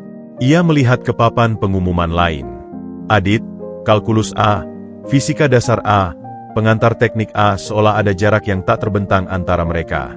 Di lorong kampus, Adit dan kelompoknya lewat. Nilai pertama kan biasanya cuma pemanasan. Ya, kata Adit kepada temannya, namun dengan suara yang cukup terdengar oleh Wawan. Yang penting gak ada yang harus mengulang atau kehilangan dukungan finansial. Mata Adit sekilas menatap Wawan. Kata-kata itu seperti sabetan. Wawan pulang ke asrama dengan langkah gontai. Ia memandangi kacang kedua di telapak tangannya. Ia hampir membencinya. Simbol ini sepertinya hanya mengingatkannya pada kegagalan. Mungkin Nenek Surti salah pilih. Mungkin ia memang hanya pantas menjual kacang di pasar, bukan belajar di kampus orang-orang pintar. Dalam keputusasiannya, ia melakukan sesuatu yang tidak terduga. Ia membelah kacang kedua itu. Dengan pisau cutter, ia membuka cangkangnya. Tidak ada kertas rahasia kali ini. Di dalamnya, hanya ada 2 biji kacang biasa. Namun, salah satu bijinya tampak sedikit berbeda, lebih kecil dan keriput, seolah tidak sempurna. Wawan terduduk. Mungkin inilah pesannya. Tidak semua biji itu sempurna. Tidak semua awal itu mulus. Yang penting bukanlah kesempurnaan, tetapi ketahanan untuk tetap tumbuh bahkan dalam kondisi kurang ideal. Biji yang keriput itu masih bisa berkecambah jika ditanam dengan benar. Keesokan harinya, Wawan bangkit dengan tekad baru. Ia mencari Randy dan meminta bimbingan lebih intensif. Ia juga memberanikan diri mendatangi dosen-dosennya, mengakui kesulitannya, dan meminta saran materi tambahan. Awalnya canggung, tapi ternyata sebagian besar dosen menghargai inisiatifnya. Bahkan, salah satu dosennya, Pak Yusuf, terkesan dengan pemahaman praktis Wawan tentang mekanika dan menawarkannya menjadi asisten di bengkel mesin kampus. Sesuatu yang tidak melibatkan teori tinggi, tetapi keterampilan tangan. Pekerjaan sebagai asisten bengkel itu menjadi titik balik. Di sanalah Wawan menemukan home-nya. Di antara mesin bubut, las, dan perkakas, ia merasa percaya diri. Ia bahkan bisa memperbaiki alat-alat yang rusak yang tidak bisa ditangani mahasiswa lain, termasuk Adit. Perlahan-lahan, reputasinya sebagai tukang yang andal menyebar. Orang-orang mulai datang kepadanya untuk meminta bantuan, bukan lagi memandangnya dengan sebelah mata.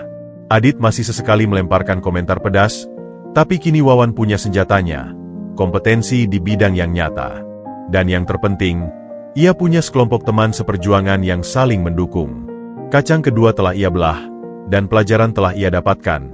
Tanah asing akan tetap asing jika kita memilih bersembunyi.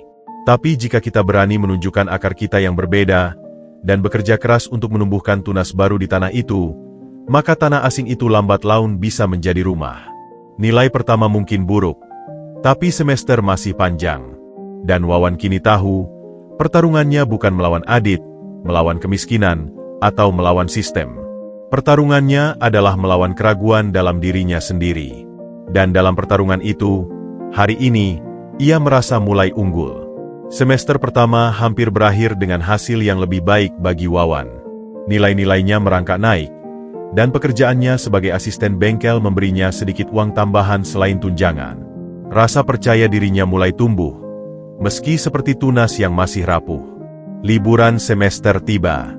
Wawan memutuskan tidak pulang ke kampung, tapi menggunakan waktunya untuk kerja paruh waktu lebih intensif di bengkel kampus dan mengunjungi Nenek Surti untuk melaporkan perkembangan. Namun, suasana di rumah bagaikan istana itu berbeda. Ada ketegangan di udara. Pak Jono, yang biasanya ramah, menyambutnya dengan ekspresi waspada. Mas Wawan, Ibu Surti ada di ruang keluarga. Tapi, ada tamu. Bisiknya, menekankan kata, tamu. Wawan masuk dan mendapati Nenek Surti tidak sendirian. Di seberangnya, di sofa kulit mewah, duduk seorang pria berusia sekitar 45-50 tahun. Pria itu berpakaian sangat formal, kemeja lengan panjang bermerek, celana bahan sempurna, rambut disisir rapi, dan wajahnya yang tegas memiliki kemiripan tak terbantahkan dengan Nenek Surti, terutama di bagian mata yang tajam. Namun, mata itu memancarkan aura dingin, penuh perhitungan, dan sinisme. Di depannya ada secangkir kopi yang tak tersentuh. "Ah, Wawan, datanglah," sapa Nenek Surti, tapi suaranya terdapat sedikit getar. "Ini Hendra, anak saya. Baru kemarin pulang dari Singapura." "Hendra, ini Wawan Setiawan, penerima beasiswa pertama dari program khusus Ibu." Hendra, Wawan segera menebak ini pasti putra Nenek Surti yang di luar negeri itu, menoleh. Pandangannya menyapu Wawan dari ujung kepala sampai ujung kaki, seperti seorang kurator yang menilai barang tiruan. Ia tidak menyapa, hanya mengangguk sangat singkat, lalu kembali menatap ibunya. "Jadi, ini proyek terbaru Ibu?" Suara Hendra dalam, berlogat Indonesia namun dengan intonasi datar seperti orang yang lama di luar negeri. "Seorang pemuda dari Kampung Sawah, katamu, dan Ibu memberinya beasiswa penuh hanya karena ia membantu Ibu membawa keranjang." "Bukan hanya itu, Hendra. Wawan punya integritas dan ketekunan yang..." "Integritas?" Hendra memotong dengan suara keras, membuat Wawan dan Nenek Surti terkejut. "Atau sekedar kemampuan berakting yang bagus? Ibu sudah tua. Ibu mudah dibodohi oleh cerita sedih dan sikap sok rendah hati." "Hendra, jangan bicara seperti itu," tegur Nenek Surti, wajahnya memerah. "Saya harus..." "Ibu." Hendra berdiri, langkahnya tegas berkeliling ruangan. "Saya dihubungi oleh pengacara keluarga. Ibu mengalihkan aset yayasan, mengalokasikan dana yang tidak sedikit untuk program beasiswa, personal, ini tanpa persetujuan dewan. Untuk apa? Untuk membiayai seorang pemuda tak dikenal? Sementara perusahaan kita di sini butuh reinvestasi, dan saya di Singapura sedang negosiasi merger yang butuh backing finansial kuat." Dia menuding Wawan dengan mata menyala. "Apakah kamu tahu berapa biaya yang Ibu keluarkan untukmu? Kuliah, tunjangan, asuransi, asrama? Itu bisa untuk hal yang lebih produktif. Atau mungkin kamu sudah tahu, dan itulah targetmu? Memanfaatkan seorang wanita tua yang kesepian dan sentimental." Wawan tercekat, darahnya mendidih tapi lidahnya terasa keluh. Penghinaan itu begitu langsung dan keji. "Hendra, cukup!" teriak Nenek Surti, berdiri dengan susah payah dengan bantuan tongkatnya. "Wawan tidak tahu apa-apa tentang alokasi dana. Dan yayasan ini adalah milik saya, didirikan dengan uang saya dan almarhum ayahmu. Saya berhak menentukan prioritasnya." "Prioritas?" Hendra menertawakan dengan sinis. "Prioritas Ibu adalah membuang uang pada orang yang mungkin hanya berpura-pura baik? Ibu pikir dunia ini seindah cerita dongeng Ibu tentang pemuda baik hati zaman dulu? Dunia ini keras, Ibu. Orang seperti dia," ia menunjuk Wawan lagi, "hanya melihat celah. Dan Ibu memberinya celah itu dengan mudah." Wawan akhirnya menemukan suaranya, meski gemetar. "Maaf, Pak Hendra. Saya tidak meminta semua ini. Nenek Surti yang baik hati memberikan kesempatan. Saya hanya berusaha membuktikan diri." "Membuktikan diri?" Hendra mendekat, menatap Wawan dari dekat. "Bagaimana caramu membuktikan diri? Dengan nilai pas-pasan di semester pertama? Saya sudah minta laporan akademikmu. Bukan sesuatu yang istimewa. Atau dengan menjadi tukang Di bengkel kampus? Itu bukanlah bukti seorang calon insinyur. Itu bukti bahwa kamu memang hanya tukang. Setiap kata seperti pukulan. Wawan mengepalkan tangan di samping tubuhnya, berusaha menahan amarah dan rasa malu yang membakar. Saya akan membatalkan program beasiswa ini, ucap Hendra dengan final, berpaling ke ibunya. Dana akan dialihkan ke tempat yang lebih masuk akal. Dan untuk kamu, ia menatap Wawan, kamu bisa tetap kuliah jika mau, dengan mengajukan pinjaman lunak dari yayasan yang harus kamu kembalikan. Itu akan membuktikan komitmen MU yang sebenarnya. Itu adalah jebakan. Wawan tahu, jika ia setuju, ia akan terbelit utang. Jika menolak, beasiswanya hilang. Nenek Surti menggigit bibir. Air mata menitik di pelupuk matanya. Hendra, kamu tidak mengerti. Ini bukan tentang uang. Ini tentang melanjutkan kebaikan yang pernah menyelamatkan kita. Kebaikan. Hendra nyaris meledak.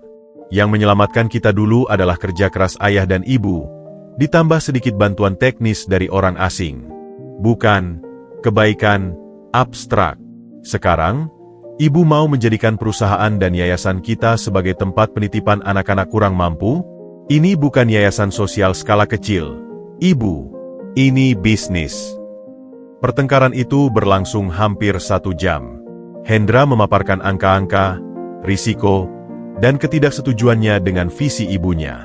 Nenek Surti berargumen dengan emosi dan keyakinan.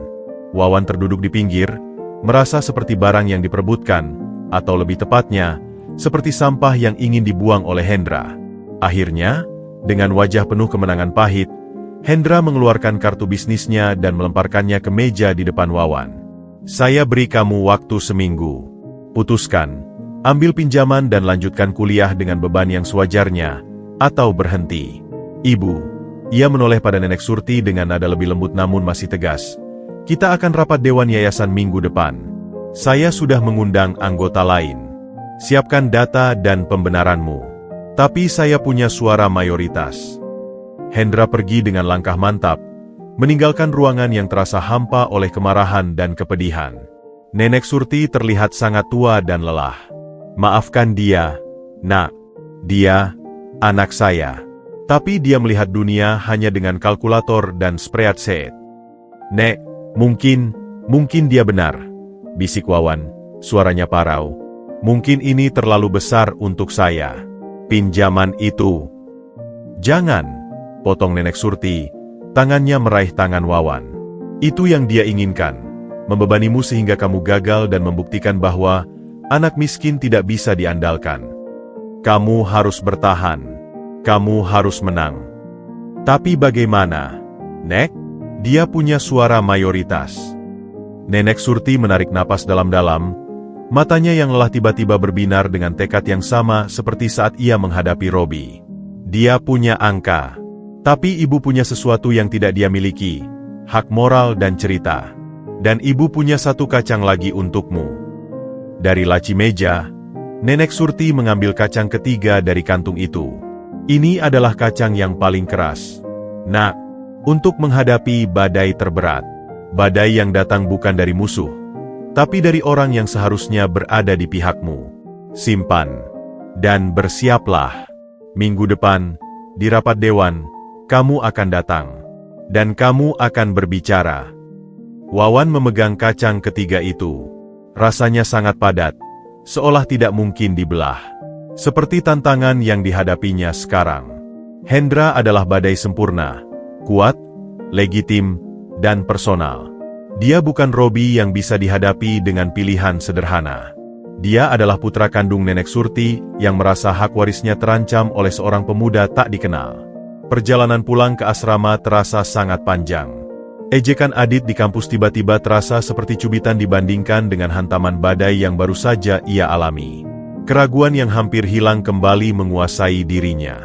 Mungkin Hendra benar. Mungkin ia memang tidak pantas. Mungkin ini semua kesalahan. Tapi ia melihat kacang ketiga di tangannya, dan teringat pada 9 kacang yang masih tersisa. Ini adalah bagian dari perjalanan. Nenek Surti telah memperingatkannya bahwa akan ada ujian. Dan ujian terberat seringkali datang untuk membuktikan seberapa kuat akar kita tertanam, dan seberapa dalam keyakinan kita pada jalan yang telah kita pilih. Malam itu, Wawan tidak tidur. Ia merencanakan. Ia mengumpulkan semua laporan akademiknya yang mulai membaik, surat rekomendasi dari dosen bengkel, catatan prestasi kecilnya. Ia juga menuliskan dengan hati-hati apa yang ingin ia sampaikan, bukan untuk membela diri, tapi untuk menjelaskan mengapa kesempatan seperti ini penting.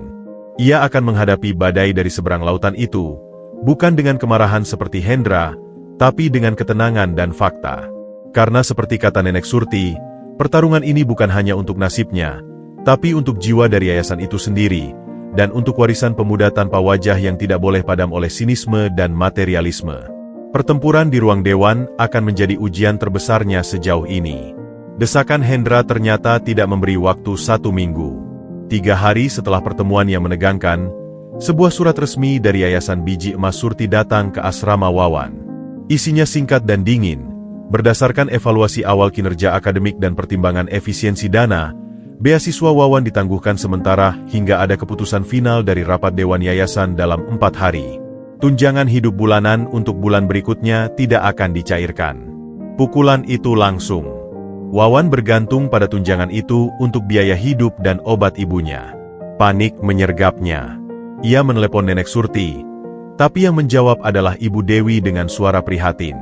Ibu Surti sedang tidak sehat, Wawan. Tekanan darahnya naik setelah pertengkaran dengan Pak Hendra. Beliau istirahat total. Mengenai surat itu, Pak Hendra sebagai Ketua Dewan Pro Tempore memang memiliki wewenang untuk penangguhan sementara sebelum rapat. Tapi Ibu Dewi, bagaimana dengan? Saya tahu, sayang sekali. Coba kamu hubungi Pak Hendra langsung. Mungkin ada jalan tengah. Menghubungi Hendra adalah hal terakhir yang ingin Wawan lakukan, tapi ia tidak punya pilihan. Dengan jantung berdebar, ia menelepon nomor di kartu bisnis itu. Hendra Wirawan. Suara di seberang singkat. Pak Hendra, ini Wawan Setiawan. Saya menerima surat penangguhan beasiswa. Sudah saya tanda tangani. Ada masalah? Suara Hendra datar, seolah membicarakan cuaca. Tapi Pak, tunjangan bulan depan, saya dan ibu saya sangat bergantung. Itulah tujuannya, Wawan, potong Hendra. Untuk menguji seberapa bergantung dan berkomitmennya kamu. Seperti yang saya tawarkan, pinjaman masih terbuka. Atau, ada alternatif lain? Wawan menahan napas. Alternatif apa, Pak? Saya dengar kamu jago di bengkel, ya? Kebetulan, salah satu anak bisnis saya di sini punya pabrik komponen. Mereka punya mesin CNC tua yang sering ngadat, bikin rugi karena daun tea. Kalau kamu bisa memperbaikinya dan membuatnya berjalan stabil dalam seminggu, saya akan cabut penangguhan dan bahkan mempertimbangkan untuk mendukungmu di rapat dewan. Ini terdengar seperti kesempatan, tapi firasat Wawan berkata lain. Saya belum ahli dengan mesin CNC, Pak. Saya baru belajar dasar. Kamu kan calon insinyur. Harus bisa beradaptasi. Alamatnya akan saya kirim. Datang besok. Tunjukkan ketekunan yang jadi kata sandi beasiswamu dulu. Telepon diputus tanpa pamit. Wawan terjebak. Ini jelas jebakan. Tapi menolak berarti ia dicap tidak kooperatif. Menerima dan gagal berarti membuktikan ketidakmampuannya. Satu-satunya harapan adalah jika ia berhasil. Ia memutuskan untuk mencoba. Ia meminjam motor kampus dan esok harinya pergi ke alamat pabrik di kawasan industri. Pabrik itu terlihat tua dan kurang terawat. Manajernya, seorang pria bernama Pak Teddy, menyambutnya dengan sikap merendahkan. Oh, jadi kamu, ahli, yang dikirim Pak Hendra? Yang ini mesinnya. Ia menunjuk ke sebuah mesin CNC besar berdebu di sudut, dengan panel kontrol yang modelnya sudah kuno. Udah berulang kali didatengin teknisi, nggak bertahan lama. Kalau kamu bisa benerin dalam seminggu, hebat. Kalau nggak, ya, jangan harap lagi. Wawan memeriksa mesin itu. Kerusakannya kompleks.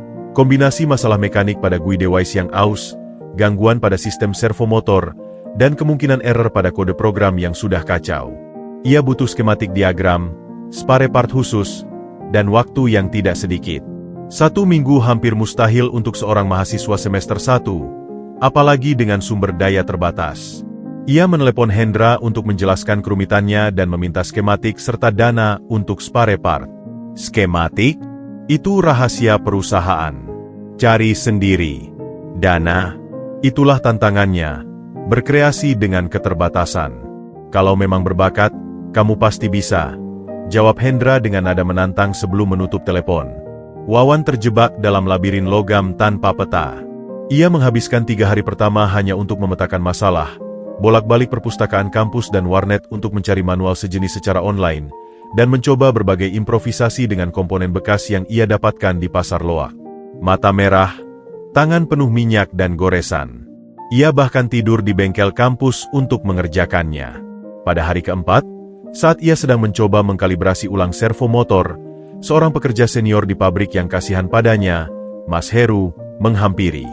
"Wawan, kamu dicatut, nak," bisik Mas Heru. "Mesin ini memang sudah jadi barang rongsokan. Pemiliknya, anak buah Pak Hendra, sengaja nggak dijual karena mau klaim asuransi tapi ditolak. Sekarang mau pakai kamu buat bukti bahwa mesinnya masih bisa diperbaiki, sebelum akhirnya mereka klaim lagi atau jual besi tua. Kamu cuma jadi alat." Wawan terpana.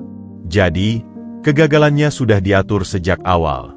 Apapun yang ia lakukan, mesin ini tidak akan bertahan. Tujuannya hanya satu, mempermalukannya dan memberikan alasan kuat kepada Hendra untuk mencabut beasiswanya secara permanen di rapat dewan. Marah dan kecewa, Wawan hampir menyerah. Tapi ia ingat kacang ketiga. Kacang yang paling keras. Untuk badai terberat, ia juga ingat pesan Nenek Surti, "Kamu harus menang."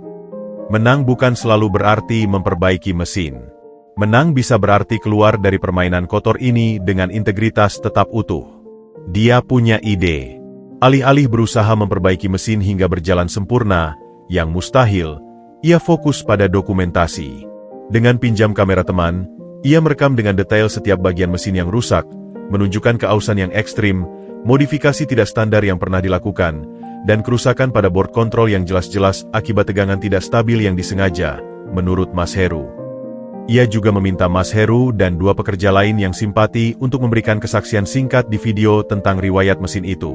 Pada hari ke-7, sehari sebelum rapat dewan, Hendra datang ke pabrik dengan wajah penuh kemenangan.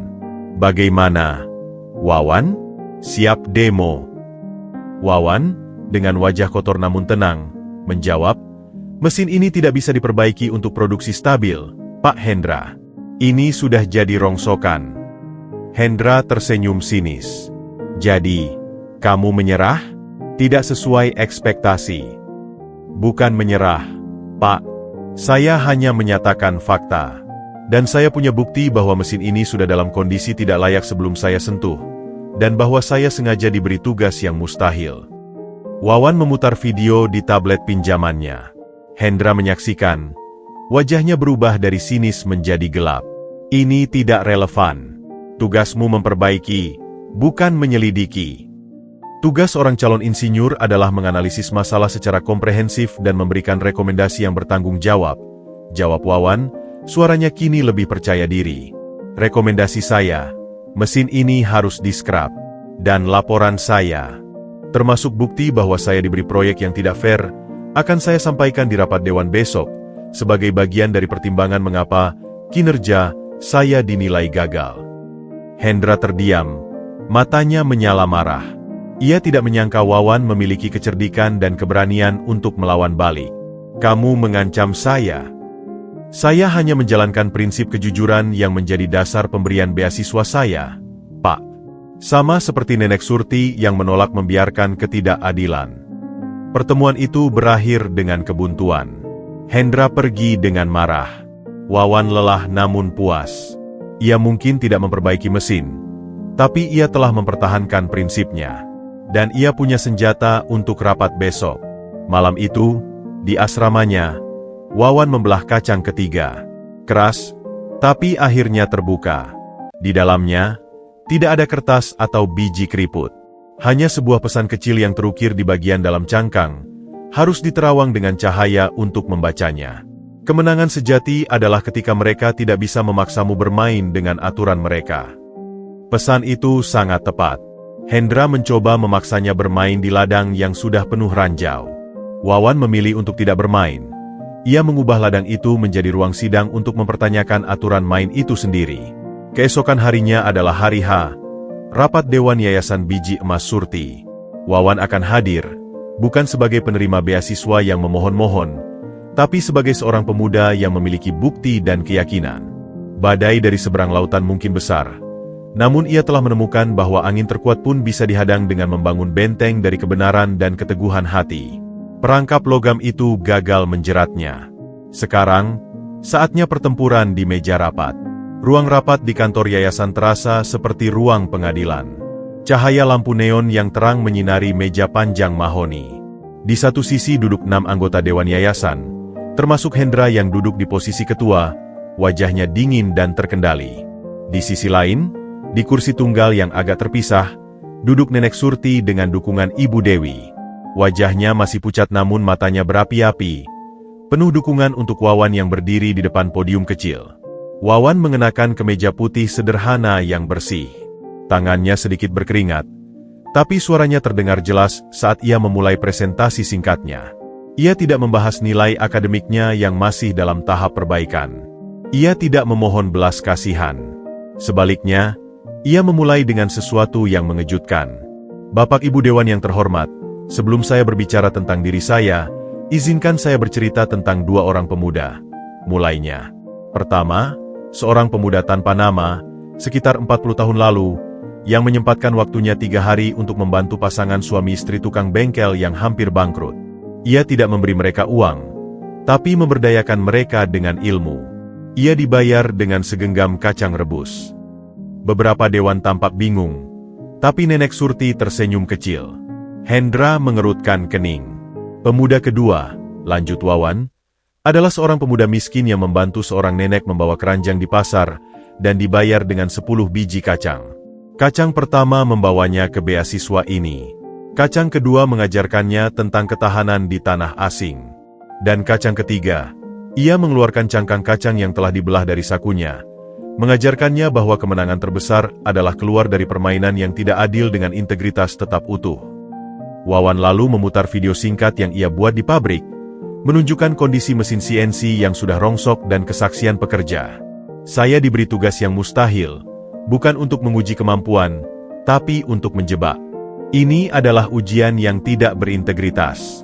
Dan saya menolak untuk dinilai berdasarkan kegagalan yang sudah diatur.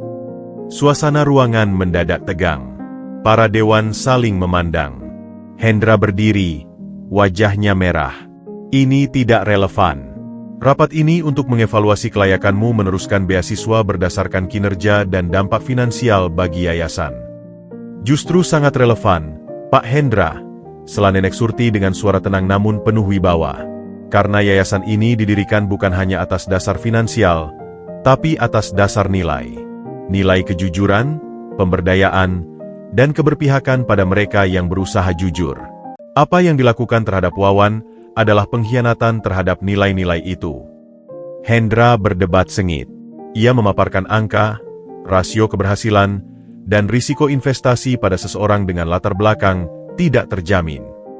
Ia berbicara tentang tanggung jawab pada stakeholder dan masa depan yayasan yang harus sustainable. Pertengkaran verbal memanas. Dewan terpecah. 3 anggota yang lebih tua cenderung mendukung Hendra dengan alasan bisnis. 2 anggota lainnya, yang mengenal sejarah panjang Nenek Surti, terlihat ragu. Saat suasana hampir tak terkendali, Wawan berbicara lagi. Suaranya rendah, namun memotong ketegangan. Bapak Ibu Dewan, saya tidak akan membela diri dengan janji bahwa saya akan menjadi yang terbaik di kelas. Tapi izinkan saya menunjukkan apa yang telah yayasan ini tanam, meski baru sebentar. Dari tasnya, ia mengeluarkan beberapa benda. 1 sertifikat penghargaan dari bengkel kampus untuk inovasi sederhana alat peraga praktikum. 2 rancangan sederhana mesin pengupas kacang otomatis versi mini yang ia buat berdasarkan cerita Nenek Surti, dilengkapi analisis efisiensi. 3 surat dari Bu Lestari, ibunya, yang menceritakan bagaimana dengan adanya asuransi kesehatan dari yayasan, Ia bisa berobat rutin dan bahkan memulai usaha kecil-kecilan jualan kacang, sehingga tidak lagi sepenuhnya bergantung pada Wawan. 4. Laporan singkat tentang program bimbingan belajar gratis yang ia dan Randy jalankan untuk anak-anak di sekitar kampung sawah setiap akhir pekan, menggunakan pengetahuan yang mereka dapat dari kampus. Yayasan ini tidak hanya mengubah hidup saya, kata Wawan, suaranya bergetar penuh keyakinan. Tapi sudah mulai mengubah hidup orang di sekitar saya. Ibu saya sekarang punya harapan dan produktif. Anak-anak di kampung saya melihat bahwa kuliah bukan lagi mimpi yang mustahil. Dan saya, yang tadinya hanya bisa memandangi mesin rusak, sekarang bisa merancang mesin sederhana. Ini baru setahun. Bayangkan dalam 4 tahun, atau setelah saya lulus. Saya mungkin tidak akan pernah menjadi konglomerat seperti Pak Hendra, tapi saya berjanji akan menjadi saluran. Setiap rupiah yang diinvestasikan yayasan pada saya, akan saya bayar kembali bukan hanya dengan uang melalui program pembayaran ke depan, tapi dengan melipat gandakan dampak sosialnya. Dia berhenti, menatap para dewan satu persatu. Nenek Surti tidak salah pilih. Beliau melihat biji, bukan hanya cangkang. Dan hari ini, izinkan saya tunjukkan bahwa biji itu sudah berkecambah. Presentasi itu mengubah suasana. Anggota dewan yang ragu mulai melihat dari perspektif yang berbeda. Ini bukan lagi tentang Wawan semata, tapi tentang misi dan roh yayasan itu sendiri. Hendra, melihat pergeseran dukungan, mengeluarkan argumen terakhirnya. Semua itu bagus, tapi tetap saja spekulatif. Yayasan butuh kepastian. Saya usulkan kompromi, beasiswa dilanjutkan, tapi dengan syarat IPK 3.5 mulai semester depan, dan Wawan harus magang di perusahaan saya tanpa bayaran untuk membuktikan kemampuan teknisnya di lingkungan profesional. Usulan itu masih bernada menjerat, tapi sebelum Nenek Surti membantah, Wawan menjawab, "Saya terima tantangan IPK 3.5, Pak Hendra. Tapi untuk magang tanpa bayaran, saya menolak. Saya bersedia magang, tapi dengan upah yang pantas sesuai standar UMR trainee. Karena yayasan ini mengajarkan saya untuk menghargai diri sendiri dan karya orang lain. Bekerja tanpa dihargai adalah bentuk eksploitasi, bukan pembelajaran." Jawaban yang berani dan bernilai itu akhirnya memenangkan hati mayoritas dewan. Seorang anggota dewan senior, Pak Widodo, yang selama ini diam, akhirnya berbicara. "Saya telah mengenal Ibu Surti dan almarhum Pak Suryo sejak awal. Inti dari semua yang kita bangun adalah martabat. Pemuda ini," ia menunjuk Wawan, "telah menunjukkan martabat yang tinggi. Ia tidak mau jadi korban, tidak mau dikasihani, dan menolak dieksploitasi. Ia meminta kesempatan yang adil, bukan kemudahan. Itulah tepatnya orang yang harus kita dukung. Saya memilih untuk melanjutkan beasiswa Wawan tanpa syarat tambahan yang merendahkan." Pungutan suara dilakukan. Hasilnya, 4 mendukung Wawan, 2 mendukung Hendra. Kekalahan telak bagi Hendra. Wajahnya pucat. Ia berdiri dan tanpa kata-kata meninggalkan ruangan. Setelah rapat, Nenek Surti memeluk Wawan erat. "Kamu telah menjadi pohon kecil yang kuat, Nak. Akarmu sudah menghunjam ke tanah nilai-nilai yang benar. Itu berkat Nek yang mengajari saya cara mencari air di tanah yang gersang," jawab Wawan, menahan isak. Beberapa bulan kemudian, di acara wisuda sarjana Wawan dengan predikat cum laude, ia berhasil mencapai IPK di atas 3.5. Nenek Surti hadir dengan kursi rodanya, didampingi oleh Bu Lestari yang kini sudah jauh lebih sehat dan ceria. Yang mengejutkan, Hendra juga hadir. Duduk di barisan belakang dengan ekspresi yang tidak lagi penuh kebencian, tapi kontemplatif. Saat penerimaan ijazah, Wawan tidak hanya menerima gulungan ijazah. Rektor juga menyerahkan penghargaan mahasiswa berdampak sosial untuk program bimbingan belajar dan rancangan alat pertanian sederhananya yang telah diadopsi beberapa kelompok tani kecil. Setelah acara, Hendra menghampiri Wawan. "Selamat," katanya singkat. Ibu benar tentangmu. Dan tentang banyak hal. Perusahaanku di Singapura baru-baru ini mendapat masalah karena aku terlalu fokus pada angka dan mengabaikan etika. Aku kalah tender besar karena reputasi. Mungkin ada yang perlu aku pelajari lagi dari dongeng Ibu." Wawan tersenyum, mengulurkan tangan. "Tidak pernah terlambat untuk mulai, Pak Hendra. Nenek Surti masih punya banyak biji kacang untuk dibagikan." Hendra tersenyum getir, lalu menjabat tangan Wawan dengan erat. Di rumah Nenek Surti yang kini terasa lebih hangat, sebuah acara sederhana digelar. Wawan, kini seorang insinyur muda yang telah diterima di perusahaan teknologi terkemuka, mengeluarkan kantong kain berisi sisa 6 biji kacang dari 10 biji awal. "Nek, Ibu, Pak Hendra," kata Wawan. "1 kacang telah menjadi beasiswa saya. 1 telah mengajari saya ketahanan. 1 mengajari saya integritas melawan permainan kotor. Dan 1, ia menunjuk Robi yang juga diundang dan kini menjadi supervisor terampil di kebun percobaan yayasan, telah bertransformasi menjadi keterampilan dan harga diri. 6 biji sisanya," lanjut Wawan, "saya ingin tanam. 1 untuk mendanai program beasiswa serupa untuk anak-anak dari kampung sawah. 1 untuk modal usaha kecil ibu-ibu di kampung. 1 untuk riset alat pertanian sederhana. Dan 3 sisanya," ia menatap Hendra, "untuk program magang berbayar dan pelatihan etika bisnis untuk usaha kecil, jika Pak Hendra bersedia memandunya." Hendra terdiam sejenak, lalu mengangguk perlahan. "Aku setuju. Aku akan alokasikan waktu dan sumber daya." Nenek Surti menitikkan air mata bahagia. Di tangannya, ia memegang sebuah bingkai foto lama yang sudah pudar. Foto dirinya, almarhum suaminya, dan seorang pemuda bule yang wajahnya sudah kabur. Pemuda tanpa nama itu tersenyum. Warisan kebaikan tanpa wajah itu telah tumbuh. Dari 1 segenggam kacang, kini telah menjadi sebuah taman tempat banyak biji berkecambah. Wawan, sang pemuda miskin yang baik hati, telah menjadi pohon yang kuat, yang kini mulai menaungi dan menyuburkan tanah di sekitarnya. 10 biji kacang emas itu bukan tentang kekayaan materi, tetapi tentang siklus kebaikan yang tak pernah berhenti. Diberi, ditumbuhkan, dan dibagikan lagi. Dan itu adalah kekayaan yang sejati.